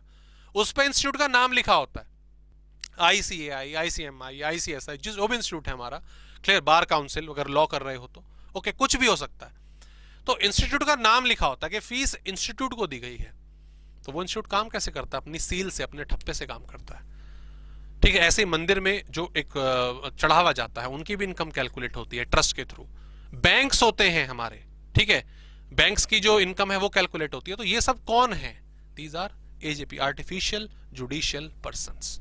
इनको छोड़ना किसी को नहीं है, सब गवर्नमेंट को पैसा चाहिए सबसे, भैया हमें चाहिए पैसा, जो भी कुछ कमाया हमें टैक्स देना पड़ेगा। ओके, सो ये पॉइंट्स हमारे जो SSC की डेफिनेशन में हमारे कवर हुए, ठीक है। यहां पर ये वाला पॉइंट था हमारा, every other artificial judicial person, जो ऊपर की कैटेगरी में नहीं आ रहा है, तो एग्जाम्पल यहाँ पे वही आ गया आपका, यस, मंदिर वगैरह एग्जाम्पल जो यहाँ पे लिखा हुआ है। Got it? So I hope you got these definitions. उसके बाद जरा 2-3 डेफिनेशन और हमने यहाँ पे लिखी हुई हैं, आओ जरा इसको डिस्कस करें।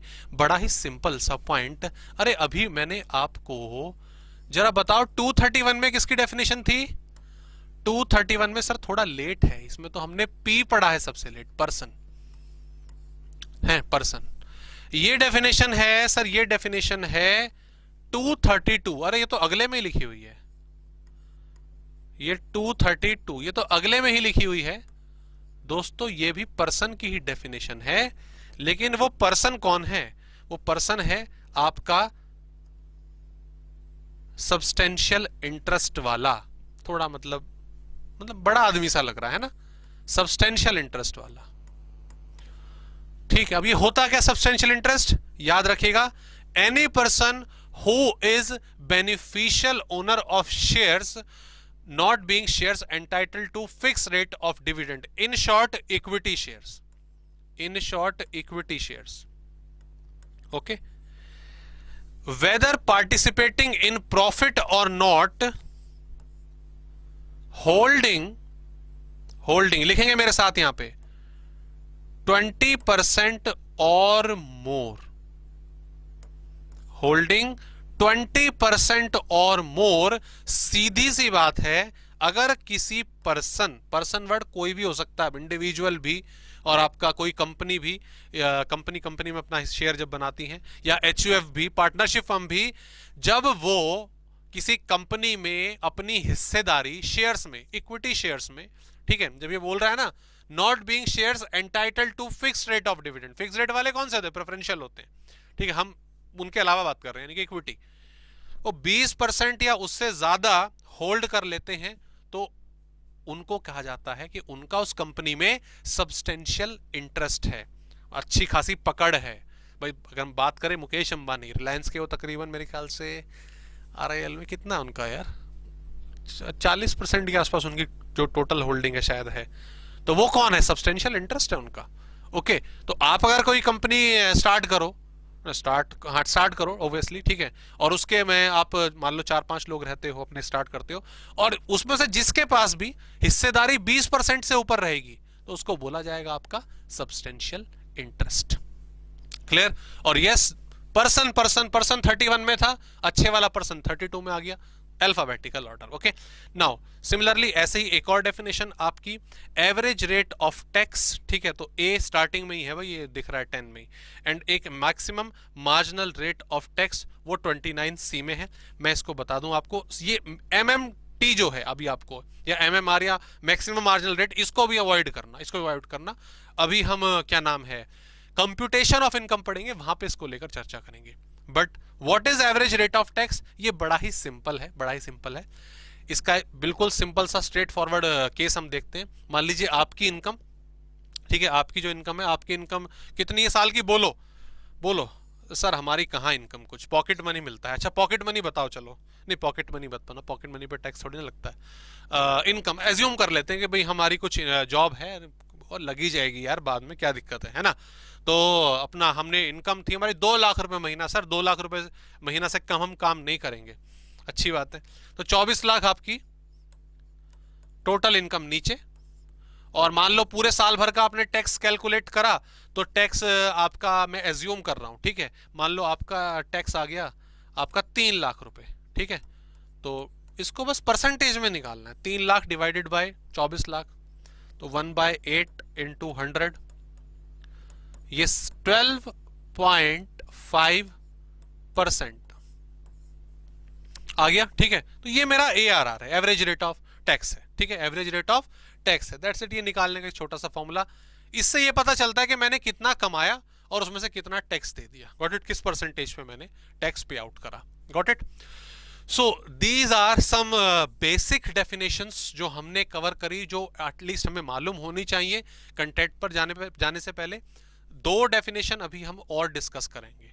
एक है हमारी प्रीवियस ईयर की डेफिनेशन, एक है असेसमेंट ईयर की, वो थोड़ी देर बाद, अभी उसका नंबर आएगा, उसका टाइम आएगा। ओके, अब इसको देख लेते हैं। पहले हमने डेफिनेशन करी किसकी, स्टार्टिंग में आपकी इंडिया की करी थी, उसके बाद हमने पर्सन की डेफिनेशन की बात करी, एसएससी की करी। तो एसएससी अपना स्टार्टिंग में था A7, ठीक है, सबसेक्शन याद रखने का तरीका। इनकम इंडिया की बात करी तो हमने ये 25 में आ गया हमारा, 25 हमने मेन रखा। पर्सन थोड़ा पी बाद में हो गया था, तो पर्सन 31 में, और एक और उसका भाई आपका 32 में चला गया था। ओके, ये अपना ARR हमने देखा है 10, ठीक है, ए ही है। एसएससी आपका जो था क्या नाम है 7 में था, ये आपका 10 में है। एंड 29C ये भी हमने डिस्कस हालांकि नहीं करा, आगे करेंगे। Got it, clear. चलिए आगे बढ़ते हैं, आगे बढ़ते हैं। अब आगे हमारा आ गया है इनकम एंड इट्स कॉन्स्टिट्यूएंट्स के। इनकम जो है वो इसको ऊपर ले जाते हैं, ठीक है, यहाँ पे ले आते हैं। या खाली जगह कुछ छोड़ी हुई है मैंने, इसमें आपको कुछ लिखाना है, काम की चीज लिखानी है, मैं लिखाता हूं, ठीक है। तो इस हेडिंग की बात कर रहे हैं हम कि इनकम क्या होती है, income and it's constituents section. अरे फिर वही इनकम, देखो बड़ा अरे इंटरेस्टिंग, अगर चीजें पता चल जाए तो देखो कितनी आसान हो जाती है ना। कि भाई ये इंडिया है ना, इंडिया भी पढ़ा था हमने, 25 में था ये, 25A में। ये इनकम है, इनकम COME, तो देखो INCIND, ये 25 था, ये 24 में होगा। इतनी सी बात है कि नहीं, आसान सी। तो वही डेफिनेशन अब यहाँ पे बता रहे हैं। तो ये वाली हेडिंग हमारी, मैं नेक्स्ट पेज पर जा रहा हूं आपका, यहां से स्टार्ट करेंगे। ओके, पढ़ना क्या है जरा एक बार इसके बारे में हिंट देता हूं आपको। इनकम किन किन चीजों से मिलकर बनी है, इनकम के अंदर क्या क्या आएगा, क्या क्या उसका भाग है, क्या क्या उसका पार्ट है, ये हम पढ़ेंगे। लिस्ट पूरी लंबी दिख रही है आपको बुक्स में, लेकिन उससे पहले ये खाली जगह मैंने छोड़ी यहाँ पे। मैं आपको कुछ जरूरी चीज, बहुत महत्वपूर्ण चीज जो है, मैं पहले वो लिखाना चाहता हूं। और वो क्या है, वो क्या है हमारा, वो है हमारा heads of income. Heads of income, income के सर, इनकम के सर, सर मतलब मैं नहीं, सर मतलब सर। ये in short categories, in short categories. अगर हम किसी पर्टिकुलर इनकम की बात करते हैं, अगर हम किसी पर्टिकुलर इनकम की बात करते हैं, तो उसकी इनकम जनरेशन, किसी पर्टिकुलर पर्सन की इनकम जनरेशन कई तरीके से की जा सकती है, भांति भांति नाना प्रकार तरीके से वो की जा सकती है। ठीक है भाई, कोई जॉब कर रहा होगा वैसे कमा रहा है, कोई अपना बिजनेस कर रहा है अपने हिसाब से। ओके, किसी ने पहले कुछ एसेट खरीदी थी सस्ते में, आज महंगे में बेची, तो उससे वो कमा सकता है। अलग अलग जरिए हैं, अलग अलग तरीके हैं लोगों के पैसे कमाने के। ओके, तो उन अलग अलग तरीकों को इनकम टैक्स एक्ट में, इनकम टैक्स एक्ट 1961 में, पूरा बोलेंगे ना, इनकम टैक्स एक्ट 1961 में 5 कैटेगरीज में डिवाइड करा गया है। कितनी कैटेगरीज बच्चों, कितनी कैटेगरी दोस्तों, 5। ठीक है, 5, और उन पांचों को क्या बोला गया है, heads of income. Okay, heads of income वो कौन कौन से हैं? सबसे पहला आप लिखेंगे साथ साथ यहां पे, ठीक है, जरूरी है। सबसे पहला है कि अगर कोई व्यक्ति, कोई पर्सन आपका जॉब कर रहा है कहीं पर किसी के पास एज एन एम्प्लॉय, और उससे रेम्युनरेशन, उससे पैसा कमा रहा है, so that is what income from salary, उसे क्या बोला जाता है, सैलरी। इसका अमाउंट हम यहां लिख देते हैं ऐसे डैश डैश डैश करके। क्लियर?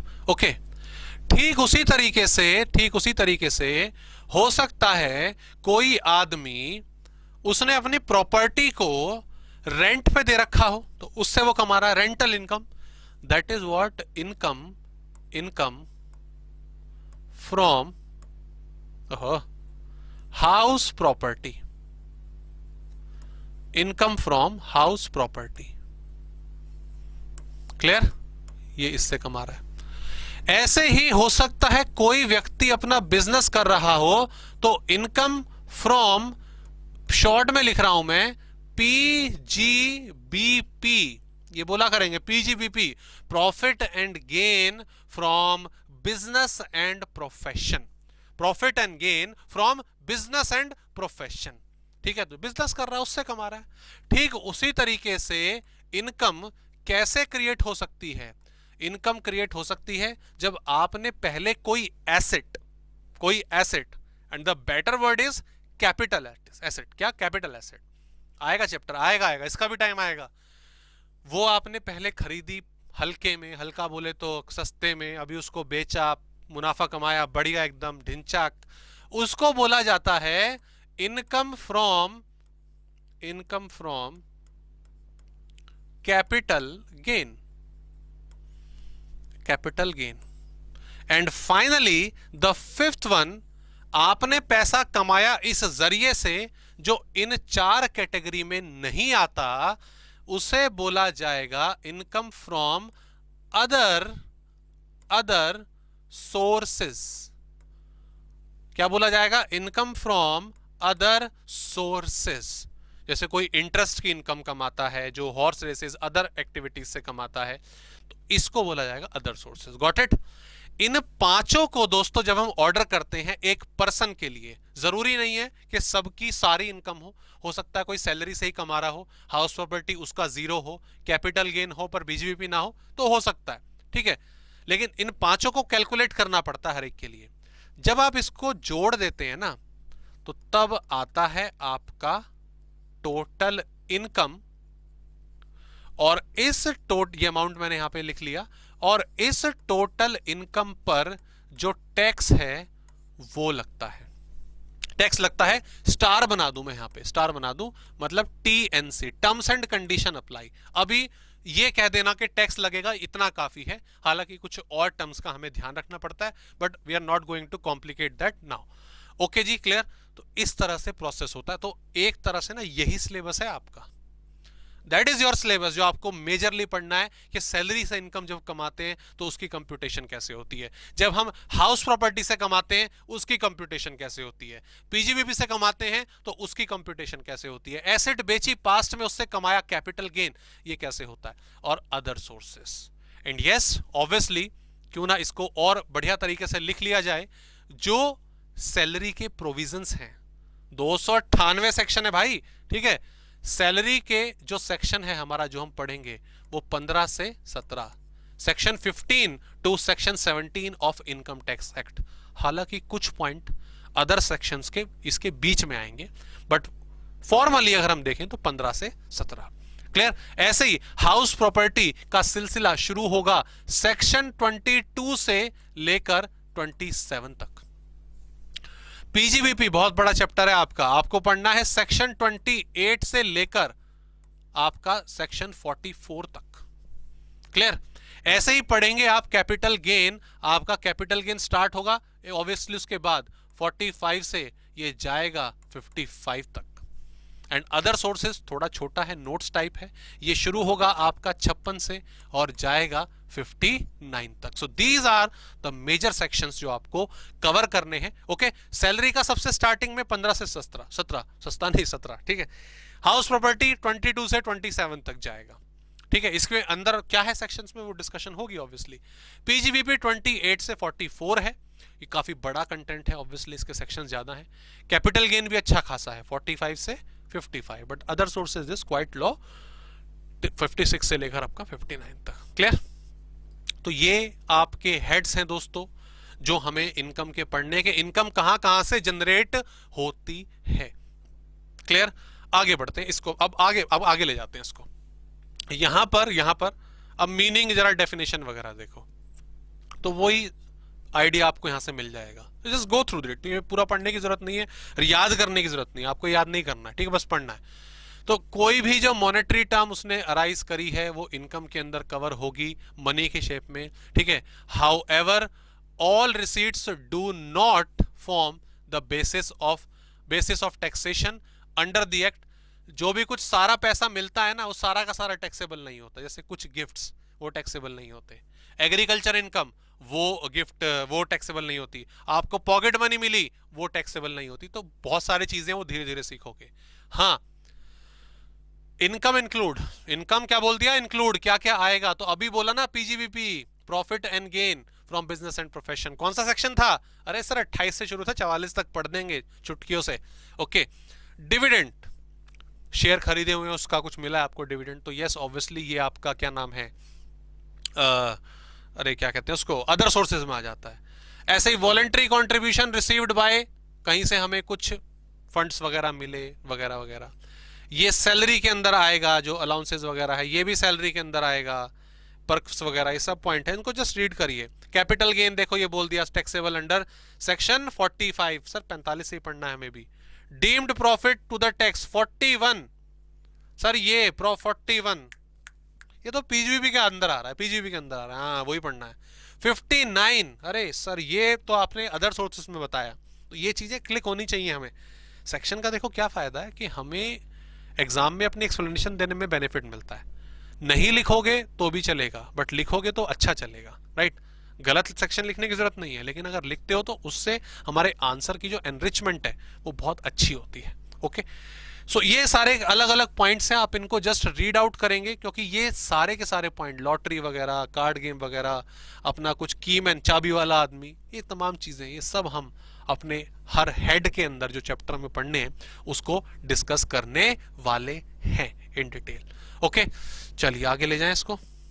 आगे ये सारे पॉइंट्स आप इनको रीड करेंगे। यस, उसके बाद आइए कुछ थ्योरेटिकल कंटेंट अगर हम बात करें, जरा कुछ थ्योरी वाला पॉइंट जो है वो भी जरा डिस्कस कर लेते हैं। ओके, नाउ दो हेडिंग हम डिस्कस कर रहे हैं यहाँ पे, एक जी के टाइप हमारा, एक है हमारा कैपिटल रिसीट्स और एक है हमारा रेवेन्यू रिसीट्स। ओके, अब इसके अंदर अगर हम ध्यान दें कैपिटल रिसीट्स और रेवेन्यू रिसीट में, मैं पहले मुद्दे पर आ जाऊं, मैं पहले मेन चीज पर आ जाऊं।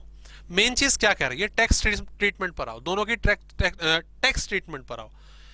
कैपिटल रिसीट नॉट टैक्सेबल है और रेवेन्यू रिसीट ये हमारी टैक्सेबल है, तो ये डिफरेंस रखना। बाकी 12th क्लास में इकोनॉमिक्स में मैंने तो पढ़ा है भाई, ठीक है, 12th क्लास में इकोनॉमिक्स में आपने भी पढ़ा ही होगा। रेवेन्यू रिसीट्स क्या होती हैं? रेवेन्यू रिसीट्स क्या होती हैं? They are somehow like regular income, they are like regular income जो हमें रिसीव होती हैं, ओके, रेगुलर बेसिस पर। एंड कैपिटल रिसीट्स कभी कभी जो हमें रिसीव होती है, ओके, उनको क्या बोला जाता है? कैपिटल रिसीट्स बोला जाता है। तो उसी के बिहाफ पे इनका जो डिफरेंस है वो हम यहां पर देखेंगे। तो कैपिटल रिसीट से what? Capital receipt refers to fixed capital, ये आपका सर्कुलेटिंग कैपिटल रेगुलर बेसिस पर जो हमारी आती है। Received towards substitution of source of income, amount received as compensation for surrender of any right of ownership. ये मतलब सीधी सी बात, यहां पर कोई काम कर नहीं रहे हो आप, यहां पे ये काम जो है वो कोई कर नहीं रहे हो, ओके, किसी चीज को सरेंडर करने के बदले आपको जो कुछ अमाउंट मिला है, दैट इज व्हाट आपका कैपिटल रिसीट कहा जाता है, ओके। और याद रखिएगा कैपिटल रिसीट्स टैक्सेबल कैटेगरी के अंदर नहीं आती है। हाँ, दूसरी तरफ अगर हम देखें, any compensation received for the loss of future profit, ठीक है, वो आपका रेवेन्यू रिसीट कही जाएगी और ये टैक्सेबल कैटेगरी के अंदर आएगा। इसका मैं एग्जांपल आपको देता हूं, छोटा सा सिंपल सा। जैसे मान लीजिए आपकी एक पर्टिकुलर शॉप है, एक पर्टिकुलर शॉप है, आपने अपना स्ट्रक्चर बनाया हुआ है ऑफिस वगैरह बैठने का, और वहां से आप अपने प्रॉफिट्स को ऑपरेशनेबल करते हैं, काम को चलाते हैं, ठीक है। आप कई सालों से, कई बहुत टाइम पीरियड से ये काम कर रहे हैं, तो आपकी प्रॉफिट, मोनोपोली, गुडविल अच्छे तरीके से मेंटेन्ड है, ओके। अब एक आदमी आया, वो कह रहा जी मैं आपसे बिजनेस खरीदना चाहता हूं, ठीक है, आप दाम बोलिए। आप बोले नहीं, ये हमारा सेटअप बिजनेस है और सीधी सी बात है हम इसको नहीं बेचेंगे। एटीट्यूड में फिल्मों वाला है, फिल्में आपने भी देखी है, लेकिन उसने ब्लैंक चेक आपको दे दिया, क्लियर, कि भाई भर ले यार जो तेरे को भरना है। तुम सोच रहे हो यही फायदे का सौदा है, अपना भरो अमाउंट और अपना फ्री हो जाएंगे, ओके। तो आप क्या करोगे? आप क्या करोगे? क्या अमाउंट भरोगे आप उसमें? देखो आपका बिजनेस सेटअप है, ओके, तो वो वैल्यू तो आप भरोगे ही भरोगे कि जो उसको एसेट आपकी क्रिएट हो रखी है, जो खर्चा उस बिल्डिंग का हो रखा है, राइट, प्लस अपना जो गुडविल वाला अमाउंट है वो भी उसमें ऐड करोगे। यही होता है ना, यही सिचुएशन होती है, ऐसा ही होता है। अब मान लो आपके बिल्डिंग की जो वैल्यू थी वो 1 करोड़ रुपए और जो गुडविल था वो 5 करोड़ रुपए, तो टोटल 6 करोड़ में डील डन हो गई, राइट। अब दोस्तों जो 1 करोड़ रुपए आपको आपकी बिल्डिंग के बदले मिला है ना, वो कैपिटल रिसीट है, वो कैपिटल रिसीट है। लेकिन जो 5 करोड़ रुपए आपको और मिले ना अपने काम को छोड़ने के लिए, वो रेवेन्यू रिसीट्स है, वो रेवेन्यू। ये समझ, ये एग्जांपल क्लियर हुआ? तो बिल्डिंग वाला जो चीज है ना वो टैक्सेबल नहीं होगा, that is not taxable, right, clear. वो होता भी है तो कैसे होता है वो बाद में डिस्कस करेंगे, that is a different scenario, okay. But जो अमाउंट आपको फ्यूचर के प्रॉफिट को सरेंडर करने के लिए मिला है, छोड़ने के लिए मिला है, लाइक अ कंपनसेशन, उसको रेवेन्यू रिसीट कहा जाएगा। Got it? क्लियर? तो ये एक जस्ट आप इसको गो थ्रू करेंगे, कुछ एग्जांपल हैं यहाँ पे। ऐसे ही उसका रिवर्स जो है हम अगर देखें तो वो आता है आपका कैपिटल एक्सपेंडिचर और रेवेन्यू एक्सपेंडिचर। तो नॉर्मली आप जानते हैं जब हम फिक्स एसेट्स को खरीदते हैं, ओके, उसे कैपिटल एक्सपेंडिचर कहा जाता है, और जब हम डेली बेसिस की करंट एसेट्स और रॉ मटेरियल वगैरह खरीदते हैं तो उसको रेवेन्यू एक्सपेंडिचर कहा जाता है। Okay, got it? एंड इसमें जो मेन चीज है मैं आपको बता देता हूँ, ये तो बाकी नॉर्मल है चीजें। हाँ, वो नॉर्मल क्या मैं बता दूं, जो कैपिटल एक्सपेंडिचर है वो जाता है आपका बैलेंस शीट में। वो किस में जाता है? बैलेंस शीट में। और इस पर डेप्रिसिएशन लगता है, इस पर क्या? डेप्रिसिएशन लगता है। लेकिन जो रेवेन्यू एक्सपेंडिचर्स होते हैं ना, वो सीधा हमारे प्रॉफिट एंड लॉस अकाउंट में जाते हैं और खर्चों में शो हो जाते हैं। ओके, तो ये दोनों में फर्क निकल कर आता है। इसको भी रीड करिएगा, एज सच इतना डेप्थ वाला पॉइंट हमारा नहीं है। उसके बाद है application of income and diversion of income. ये थोड़ा सा ज्यादा हो जाएगा अभी, तो we are going to hold this. Okay, we are going to hold this, यहां लिख देना होल्ड दिस, और इसको मैं बाद में कराऊंगा क्योंकि ज्यादा कॉम्प्लिकेटेड थ्योरी कंटेंट हो जाएगा अभी। इसकी एक अलग से हम वीडियो बनाएंगे और उसमें इस टॉपिक को कवर करेंगे। सो प्लीज इसको जरा होल्ड करके रखिएगा अभी, right? Well well well well well, now let's come to this concept. It is concept of financial year, previous year and assessment year. सबसे ज्यादा आज की इस क्लास में सबसे ज्यादा जरूरी जो तीन चीजें हैं हमारी, नहीं चार चीजें हैं हमारी। एक तो था वो असेसी वाली डेफिनेशन, और दूसरा पर्सन। ये दो मेन चीजें थी, असेसी कौन होते हैं और आपका जो पर्सन है वो कौन होता है। तीसरा हमने पढ़ा हेड्स, जो हमारा सिलेबस है, राइट? सैलरी वाला हिसाब किताब, सैलरी, हाउस प्रॉपर्टी वगैरह वगैरह, राइट? चौथा जो इंपॉर्टेंट पॉइंट सबसे ज्यादा है वो अब हम डिस्कस कर रहे हैं, concept of financial year, previous year and assessment year. Okay, इसको अगर हम एग्जाम्पल के थ्रू, आइए इसको थोड़ा साइड कर देते हैं, यहां पर रख लेते हैं। यहां पर मैं जरा आपको कंटेंट जो है इसका वो बताता हूं, ध्यान दो। इसको भी भूल जाओ, इसको हम अभी भूल रहे हैं, अभी हम अपना कंसंट्रेशन यहां पर रखेंगे पूरा का पूरा। देखो अगर मैं फाइनेंशियल ईयर FY की बात करूं तो ये आपका 1 अप्रैल से शुरू होता है और 31 मार्च तक जाता है। ये एक सिंपल सा कंसेप्ट फाइनेंशियल ईयर का। ओके, ये डेफिनेशन चाहे तो आप यहां पे लिख सकते हो फाइनेंशियल ईयर का जो आ गया। बट द थिंग इज कि फाइनेंशियल ईयर, याद रखिएगा, फाइनेंशियल ईयर का हमें ज्यादा लोड नहीं लेना, ये इतना ज्यादा हमें परेशान नहीं करेगा। इसको बस हाँ लिखा हुआ है कि साल की बात कर रहा है, इतनी इसकी इंपॉर्टेंस है, राइट? लेकिन जो सबसे महत्वपूर्ण और मेन पार्ट हमारे इनकम टैक्स एक्ट में होने जा रहा है वो ये दो शब्द हैं, प्रीवियस ईयर PY और असेसमेंट ईयर AY। क्लियर? अब इसका समझते हैं ये क्या होते हैं। भाई ये हो आप, ये कौन हो? आप, ठीक है जी। अब आपकी जॉब लगी, आपकी नई नई जॉब लगी, कब लगी? मैं थोड़ा पास्ट ईयर का, चलो इसी पढ़ने पास्ट का लेंगे, पिछले ईयर का रिकॉर्ड लेंगे, ठीक है? पिछले थोड़ा पीछे जाएंगे। आपकी जॉब लगी अप्रैल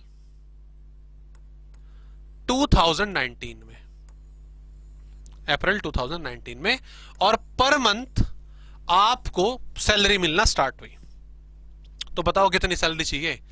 सर दे दो सर, कुछ भी दे दो, हैं लाख रुपए तो दे ही दो, कम से कम लाख रुपए तो इतने चाहिए। चलो दिया, एग्जांपल ही तो ले रहे हैं, मुझे भी लिखने में क्या जा रहा है ना।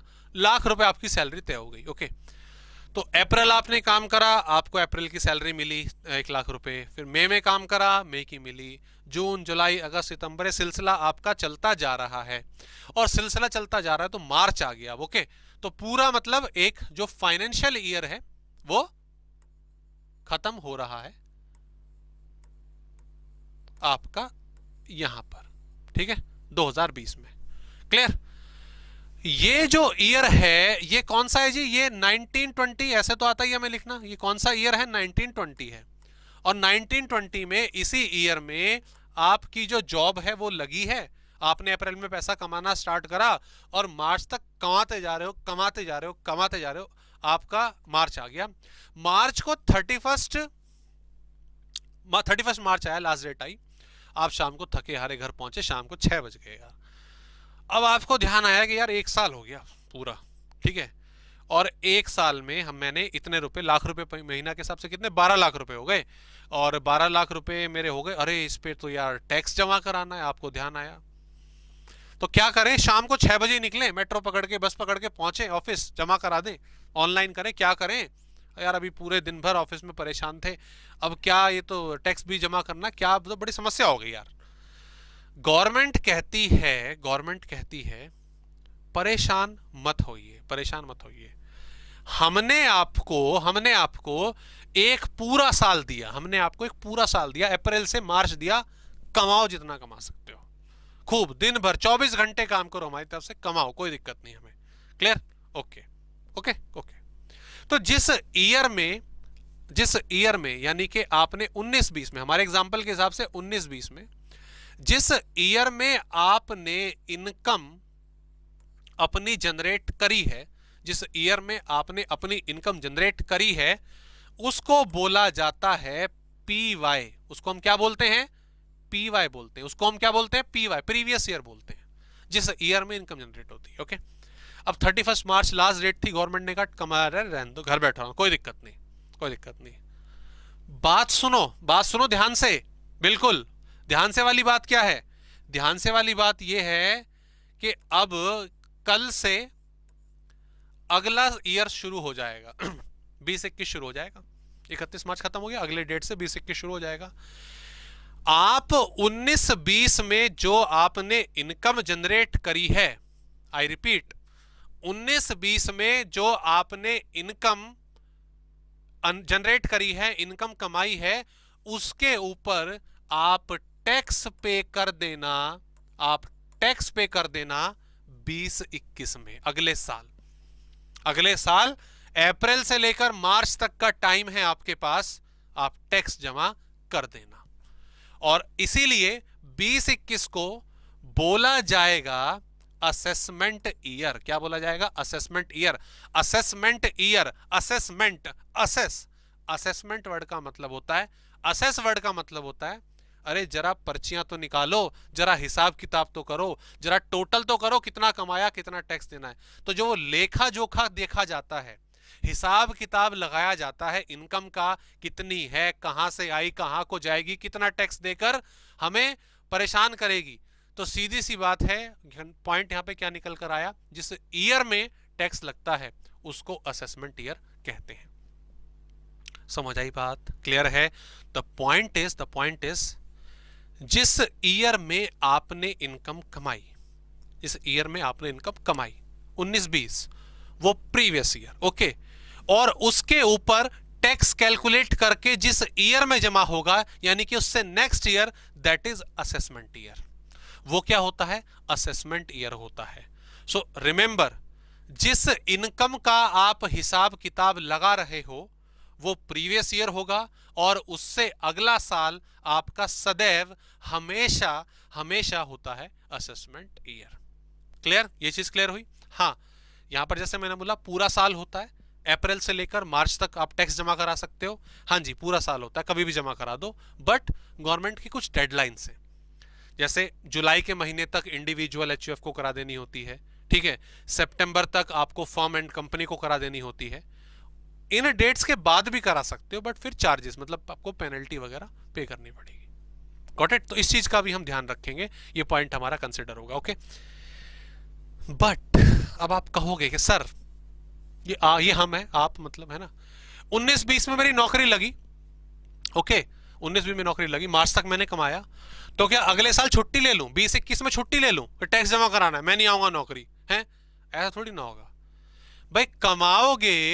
कमाओगे तो आप 20-21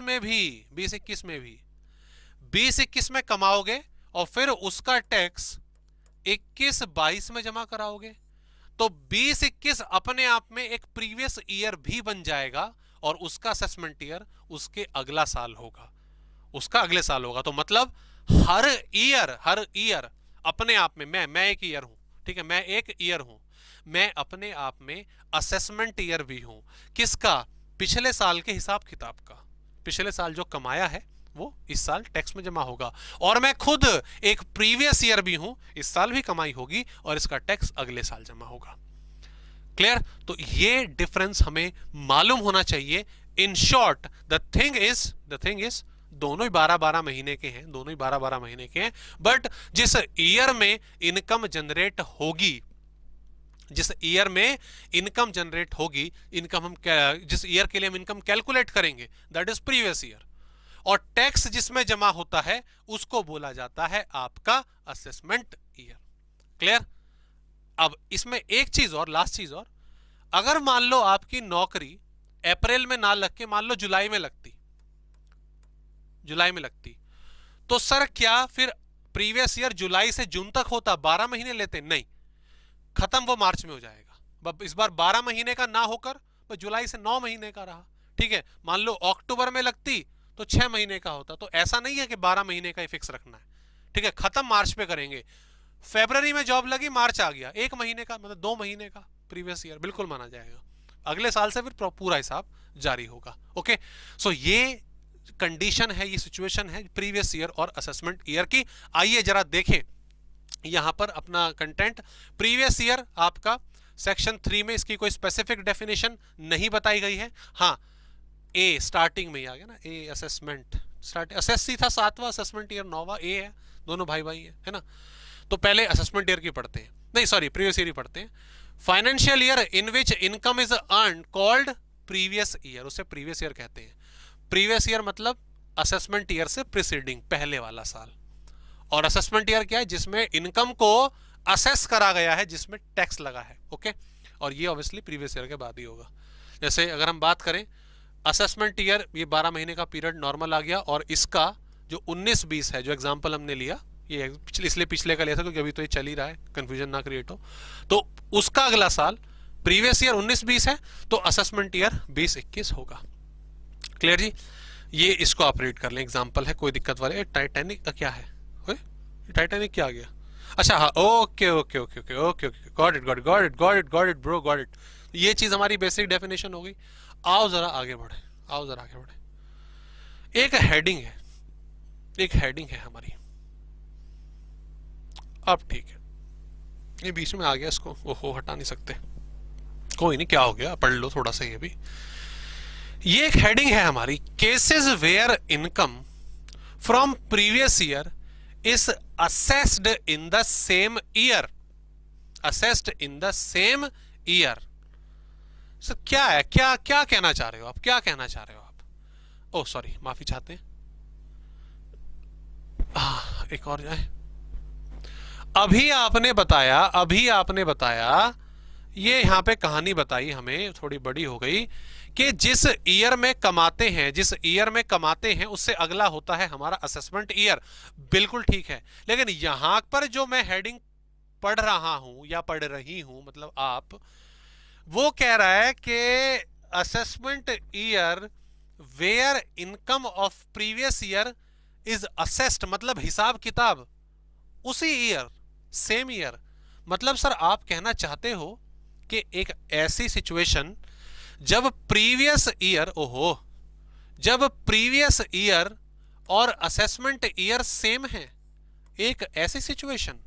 हाँ, मतलब अगर मैंने 19-20 में कमाया है तो टैक्स मुझे 20-21 में देना चाहिए था, आपने बताया अभी, लेकिन आप कह रहे हो अगर 19-20 में कमाया है तो मुझे टैक्स भी 19-20 में दे दो, हैं? ऐसा क्या मैं ऐसा कह रहा हूं? मैंने ऐसा बोला? क्या बोला है? मैंने बोला नहीं बोला? यस, यही बोला, हेडिंग यही कह रही है। Normally what I said, normally तो जिस ईयर में कमाया हो प्रीवियस ईयर और अगला साल असेसमेंट ईयर होगा normally, but in some of the cases, not so many, just a Titanic case. What is Titanic? थोड़ी देर में पता चलेगा, मूवी देखी है ना, बस वही है। क्लियर? कि कुछ केसेस में आपका जो असेसमेंट ईयर और प्रीवियस ईयर है वो सेम होता है, मतलब जिस साल आपने इनकम कमाई है उसी साल आपको टैक्स देना होगा। अगले साल का इंतजार नहीं होगा।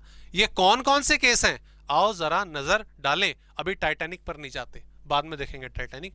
आओ जरा वो केसेस पढ़ें, वो कौन कौन से केसेस हैं जिसमें जिस ईयर कमाया है उसी साल हमें tax they. Shipping business of non resident, shipping business of non resident, non resident बोले तो भारतीय, भारतीय नहीं, भारतीय थोड़ी ना भाई सर, गैर भारतीय, नॉन रेजिडेंट, इंडिया के नहीं है। पानी के जहाज से, जहाज के थ्रू यहां तक आए, अपना व्यापार करने आए, बिजनेस करने आए, सामान बेचा, चले गए, ठीक है। अब यार वो सामान आए, बेचकर जा रहे हैं, वो कह रहे हैं जी टाटा बाय बाय, हम अगले साल आएंगे आपका टैक्स जमा करने, क्योंकि ये तो प्रीवियस ईयर है, असेसमेंट ईयर तो अगला होगा। गवर्नमेंट हमारी कहती है पागल है क्या, क्या लिखा चेहरे पे हमारे हैं भाई, तुम इस साल आए, पैसा कमा के जा रहे हो, तुम्हारा क्या भरोसा तुम कल को आओ या ना आओ, ठीक है, क्या भरोसा तुम्हारा, तुम कहीं से भी आओ, कोई से भी देश से आए हो, क्या भरोसा। ऐसा है, आज आए हो, सामान बेचा है, आज के आज हिसाब क्लियर करके जाओ, हम अगले साल तुम्हारा इंतजार नहीं करने वाले। तो ऐसे केसेस में, ठीक है, सेक्शन 172 इसका आजादी देता है कि आया, सामान बेचा, इनकम जनरेट करी, अभी टैक्स दे और निकल, यहां से जरूरत नहीं तुम्हारी, ठीक है।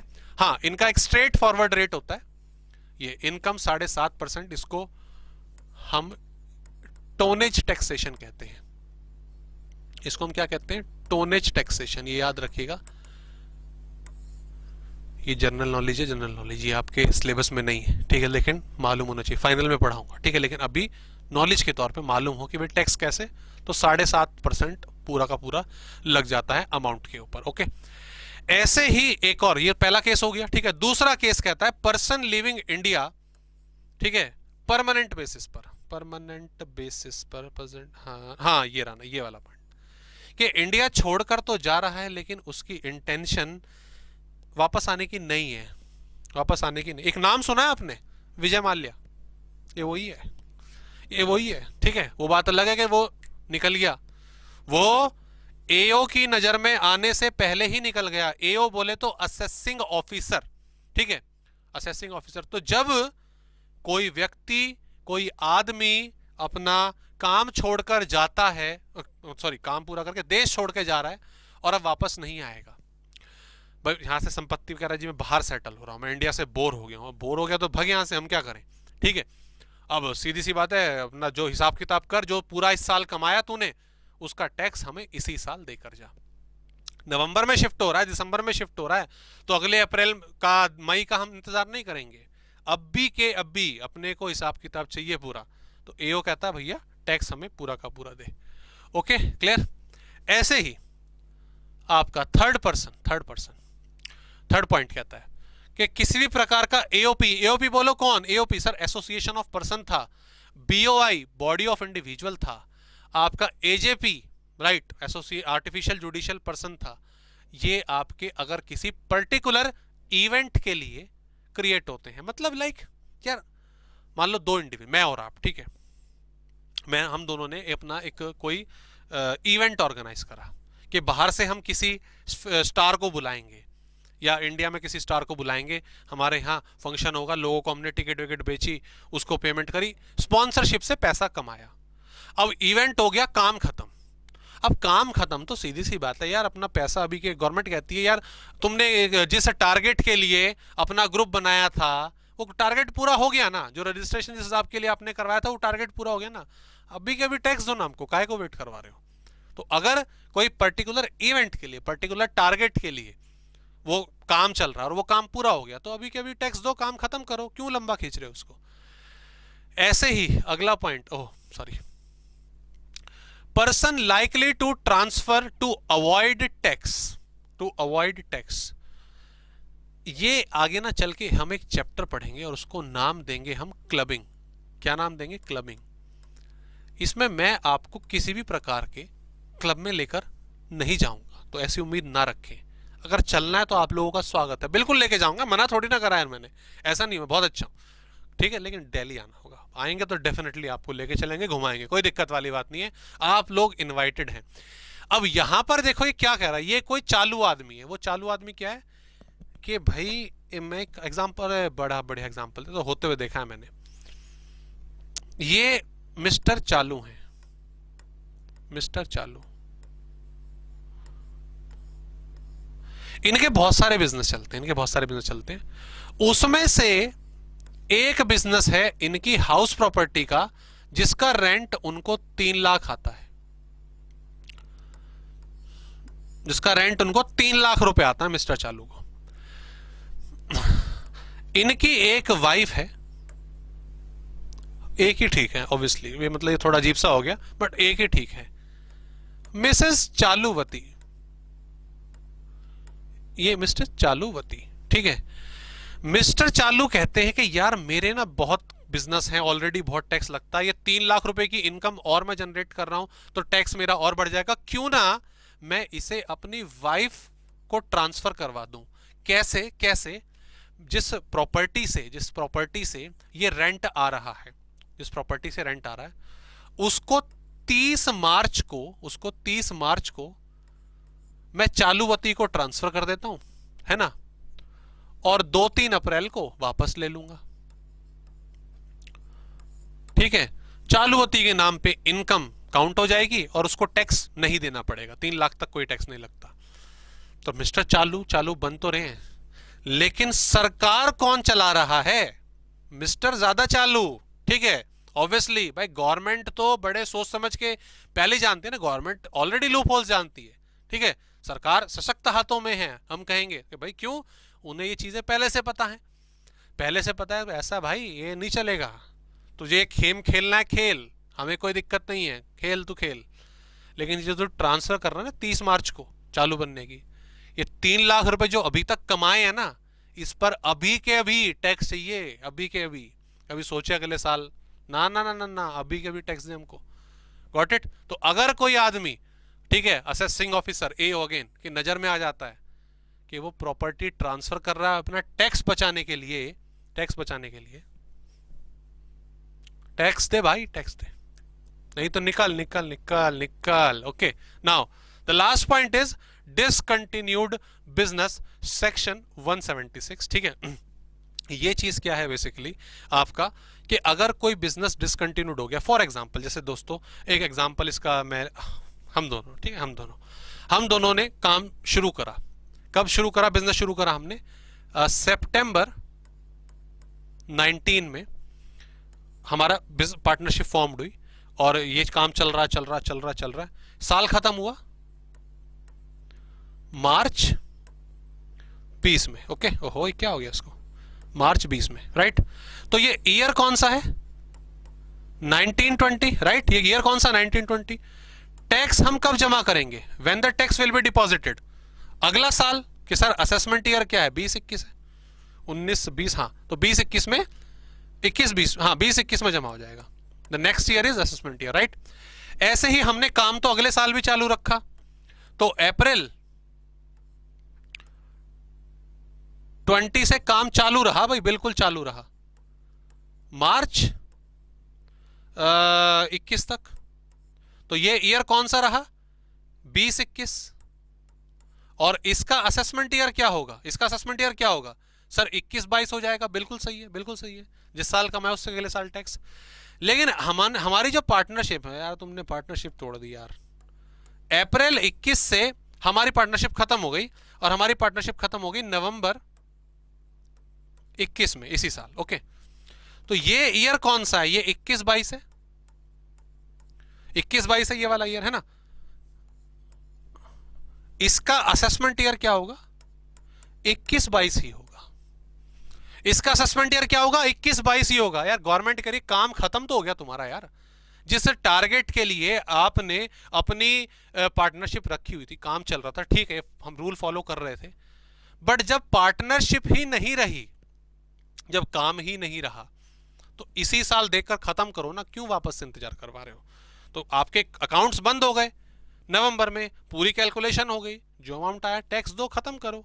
तो इसीलिए अगर कोई डिसकंटिन्यूड बिजनेस होता है तो सेम ईयर में ही उसका हिसाब किताब कर लिया जाता है। Got it, clear. तो ये पॉइंट हमने यहाँ पे पढ़े। अब टाइटैनिक पर आते हैं। देखो ये पॉइंट हमने लिखे, टाइटैनिक क्या था, टाइटैनिक था एक जहाज। क्या था, एक जहाज था, ये जहाज यहाँ पे है ना, ऐसा ही था टाइटैनिक, ये बनाओ मेरे साथ साथ, ठीक है। ये यहाँ पे ये जैक खड़ा है, ये जैक आगे खड़ा था यहाँ, अभी हीरोइन नहीं आई, अभी अकेला ही खड़ा है, ठीक है। और पीछे बहुत सारे लोग खड़े हैं, ऐसे ही था ना स्टोरी में, ऐसे बहुत सारे लोग यहाँ खड़े हैं देख रहे हैं इसको, है ना, बहुत सारे, बहुत सारे लोग, है ना। ऐसी कहानी चल रही थी इनकी, चलते जा रहे हैं चलते जा रहे हैं, ठीक है। अब ये आगे यहाँ आ गया या आइसबर्ग, इसको इन्हें क्या करना था, इनको अवॉइड करना था, इसको अवॉइड करना था, लेकिन जाके भिड़ दिया इसमें सीधा से, ठीक है। पता नहीं क्या क्या देख रहे थे वहां, भिड़ गए यहाँ पे, और भिड़ के फिर ये अपना क्रैश हो गया मामला, ये नहीं बचा फिर। ऐसी यही कहानी थी ना टाइटैनिक की, तो वही हमारा सेक्शन है यहाँ पे। सबसे पहले शिपिंग बिजनेस, सेम ईयर, ठीक है। उसके बाद एक पर्सन कौन, जैक जो खड़ा है ऊपर जहाज पे, ये खड़ा यहाँ पे, ठीक है। पर्सन कौन सा, जो इंडिया छोड़ के जा रहे हैं सारे जहाज से, पता नहीं कहां जा रहे हैं। उसके साथ साथ ये आपके एओ बहुत सारे लोग जिन्होंने पर्टिकुलर इवेंट के लिए टारगेट सेट करा। फिर अवॉइड आ गया, आइसबर्ग अवॉइड करना था, तो जो अवॉइड कर रहा है प्रॉपर टैक्स बचाने के लिए प्रॉपर्टी ट्रांसफर कर रहा है, और फिर जहाज भिड़ गया, डिसकंटिन्यूड हो गया। तो ये एक तरह से याद करने का तरीका, ठीक है। और लाइन में ही है, सेक्शन 72 हमारा शिप का था, 73 इसमें नहीं है। दोनों पर्सन 174 ए में आ गए, right. 75 76, so these are like याद करने का तरीका जो हमें मालूम होना चाहिए। गॉट इट दोस्तों। तो ये पॉइंट हमारा कवर हुआ, और ये लास्ट पॉइंट भी चलो आपको ही समझा दिया जाए, इसके बाद आई थिंक ये समाप्त है। यस, उसके बाद नहीं है कुछ। इस टॉपिक को भी आइए देखें, बड़ा सिंपल सा है। Previous year taxation, previous year for undisclosed income की हम यहाँ पे बात कर रहे हैं, माफ कीजिएगा। देखो ये सेक्शन काफी ज्यादा चर्चा में आया अभी, स्पेशली तब जब नोटबंदी हमारी हुई थी। कई बार क्या है, कई लोग अपनी इनकम को डिस्क्लोज नहीं करते, ठीक है, डिस्क्लोज नहीं करते, बताते नहीं है, लेकिन कभी ना कभी तो खुलासा हो ही जाता है कैसे ना कैसे करके। अब अगर अनडिस्क्लोज्ड इनकम आपकी शो हुई है, ठीक है, सामने आई है, तो उस पर टैक्स कैसे कैसे किन किन कैटेगरीज में लगता है, बस उसके लिए छोटा सा पॉइंट है। जैसे बात करें कैश क्रेडिट की, cash credit where any sum is found credited in the books of assessee and assessee offer no explanation about the nature, source or explanation offer is not satisfactory। कहने का मतलब उसके खातों में कुछ इनकम अराइज हुई, और वो जो इनकम है उसका वो ढंग से सोर्स नहीं बता पा रहा है, सही उसकी इंफॉर्मेशन नहीं दे पा रहा है, तो उसको हम कैश क्रेडिट का कैटेगरी में रखते हैं, ठीक है, सेक्शन 68। ओके, और इसको उसी ईयर में टैक्स लगा दिया जाता है, इसके लिए फिर अगले साल का इस्तेमाल नहीं होता, अगले साल तक हम इसका वेट नहीं करते। ऐसे ही सेम आपका अनएक्सप्लेन्ड इन्वेस्टमेंट्स, कुछ चीजों का खुलासा बाद में हुआ, तो याद रखेंगे value of investment are taxed in the income of assessee of such financial year in which they are made. जिस साल इन्वेस्टमेंट करी गई थी उसी साल उस पर टैक्स लगेगा, ठीक है। ऐसे ही आपका unexplained money, you just have to read this point, ठीक है। ये ऑब्वियसली आपको पता चल जाएगा कि अगर अनडिस्क्लोज्ड इवेंट आपके अराइज होते हैं, अनएक्सप्लेन्ड मनी है, तो जिस ईयर में पता चला है उस ईयर में उसके ऊपर टैक्स लग जाएगा। Amount of investment not fully disclose in the book, इसमें ना मैं आपको एक एग्जांपल लाता हूं, सीधा का सीधा ये वाले पॉइंट लेके आ रहा हूं। ये बड़ा फेमस पॉइंट था, इसको आप रीड करेंगे, इतना उसमें कुछ नहीं है, ये वाली चीज, ये चीज इसमें मेन है। ओहो, ये चीज इसमें मेन है, ये वाला पॉइंट, ये बड़ा इंटरेस्टिंग, ये अभी रिसेंटली ही ऐड हुआ है, ये आपका जो टैक्स रेट है।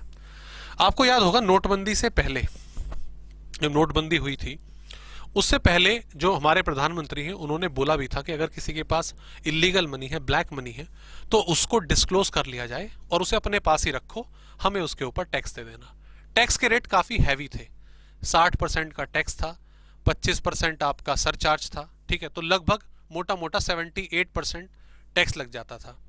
तो इसीलिए शायद कई लोगों ने डिस्क्लोज नहीं करे, जिन नहीं करे तो पछताए बाद में ऑब्वियसली। और 78% डेफिनेटली मैसिव रेट। ये सरचार्ज वगैरह क्या होता है हम आगे पढ़ेंगे। बट द थिंग इज जो ये वाला पर्टिकुलर सेक्शन है ये नॉर्मली इसीलिए बनाया गया है जो इलीगल मनी काउंटेड हो रखा है, जो इलीगल मनी काउंटेड हो रखा है, उसको रोकने के लिए कि अगर कोई, भाई ऑब्वियस सी बात है, जिस ईयर आपकी इनकम एग्जिस्टेंस में आई, वाकई हुई, उसी साल उसके ऊपर टैक्स दे दो, तो 10%, 20% जो भी रेट होता है उसके हिसाब से टैक्स देना पड़ेगा। लेकिन अगर आपने जोड़ के रखा हिसाब कि यार नहीं छुपा लेते हैं वगैरह वगैरह, सीधा मैसिव रेट, बहुत ज्यादा रेट। तो ये जो पर्टिकुलर सेक्शन है, ये हमारा ऑब्वियसली ऐसी इलीगल इनकम कह लीजिए या आपका अनडिस्क्लोज इनकम कह लीजिए, उनके लिए ही बनाया हुआ है। बट ऑब्वियसली इसको हम इतना डेप्थ में नहीं पढ़ने वाले, ठीक है, ये बस एक नॉलेज के लिए मैंने आपको ये पॉइंट यहाँ पे रखा। खैर, हमने आज की इस सेक्शन में हमने जो अपना पॉइंट है काफी सारे वो कवर करें, और हमने स्टार्टिंग में जो टेक्स्ट का कंटेंट था उसको लेकर डिस्कशन करी। So I hope this content is clear to you. आप प्लीज इसको रीड करिएगा, कहीं पर किसी पॉइंट में कोई क्वेरी, कोई डाउट आ रहा है, कुछ एक्स्ट्रा भी पूछना चाहते हैं तो no issues in that. Next class में we will start with the computation. Okay, उसके बारे में थोड़ा सा पहले मैं आपको ये बता दूं दोस्तों, जो कंप्यूटेशन है ना, वो हालांकि बिल्कुल बाद में होती है, बिल्कुल सही तरीके से, जब सिलेबस हम पढ़ लेंगे पूरा। ओके, कि भाई कैपिटल गेन मैंने आपको बता दिया, हेड होता है, लेकिन उस पर टैक्स कैसे लगेगा, उसको कैलकुलेट कैसे होती है उसकी इनकम। हाउस प्रॉपर्टी बता दो, दिया रेंटल इनकम, लेकिन उसमें क्या क्या प्रोविजन है वो भी नहीं पता। तो अभी कंप्यूटेशन हम सीखेंगे, but for the basic level, वो एडवांस लेवल नहीं सीखेंगे। एंड यस, जब सिलेबस खत्म हो जाएगा हमारा, तब assessment of income tax, assessment of income को लेकर दोबारा से एक चैप्टर होगा आपके सिलेबस में, उसमें वो टॉपिक कवर करा जाएगा। बट पहले बेसिक सीखना इसलिए जरूरी है कि कोई चलते चलते पूछ ले कि भाई बता जरा टैक्स कैसे कैलकुलेट होता है, तो वो मालूम हमें होना चाहिए। Okay, so please revise this class. For any query, doubt आप पूछेंगे, नेक्स्ट क्लास में आपसे मिलते हैं कंप्यूटेशन ऑफ टैक्स को लेकर। Please take care, thank you.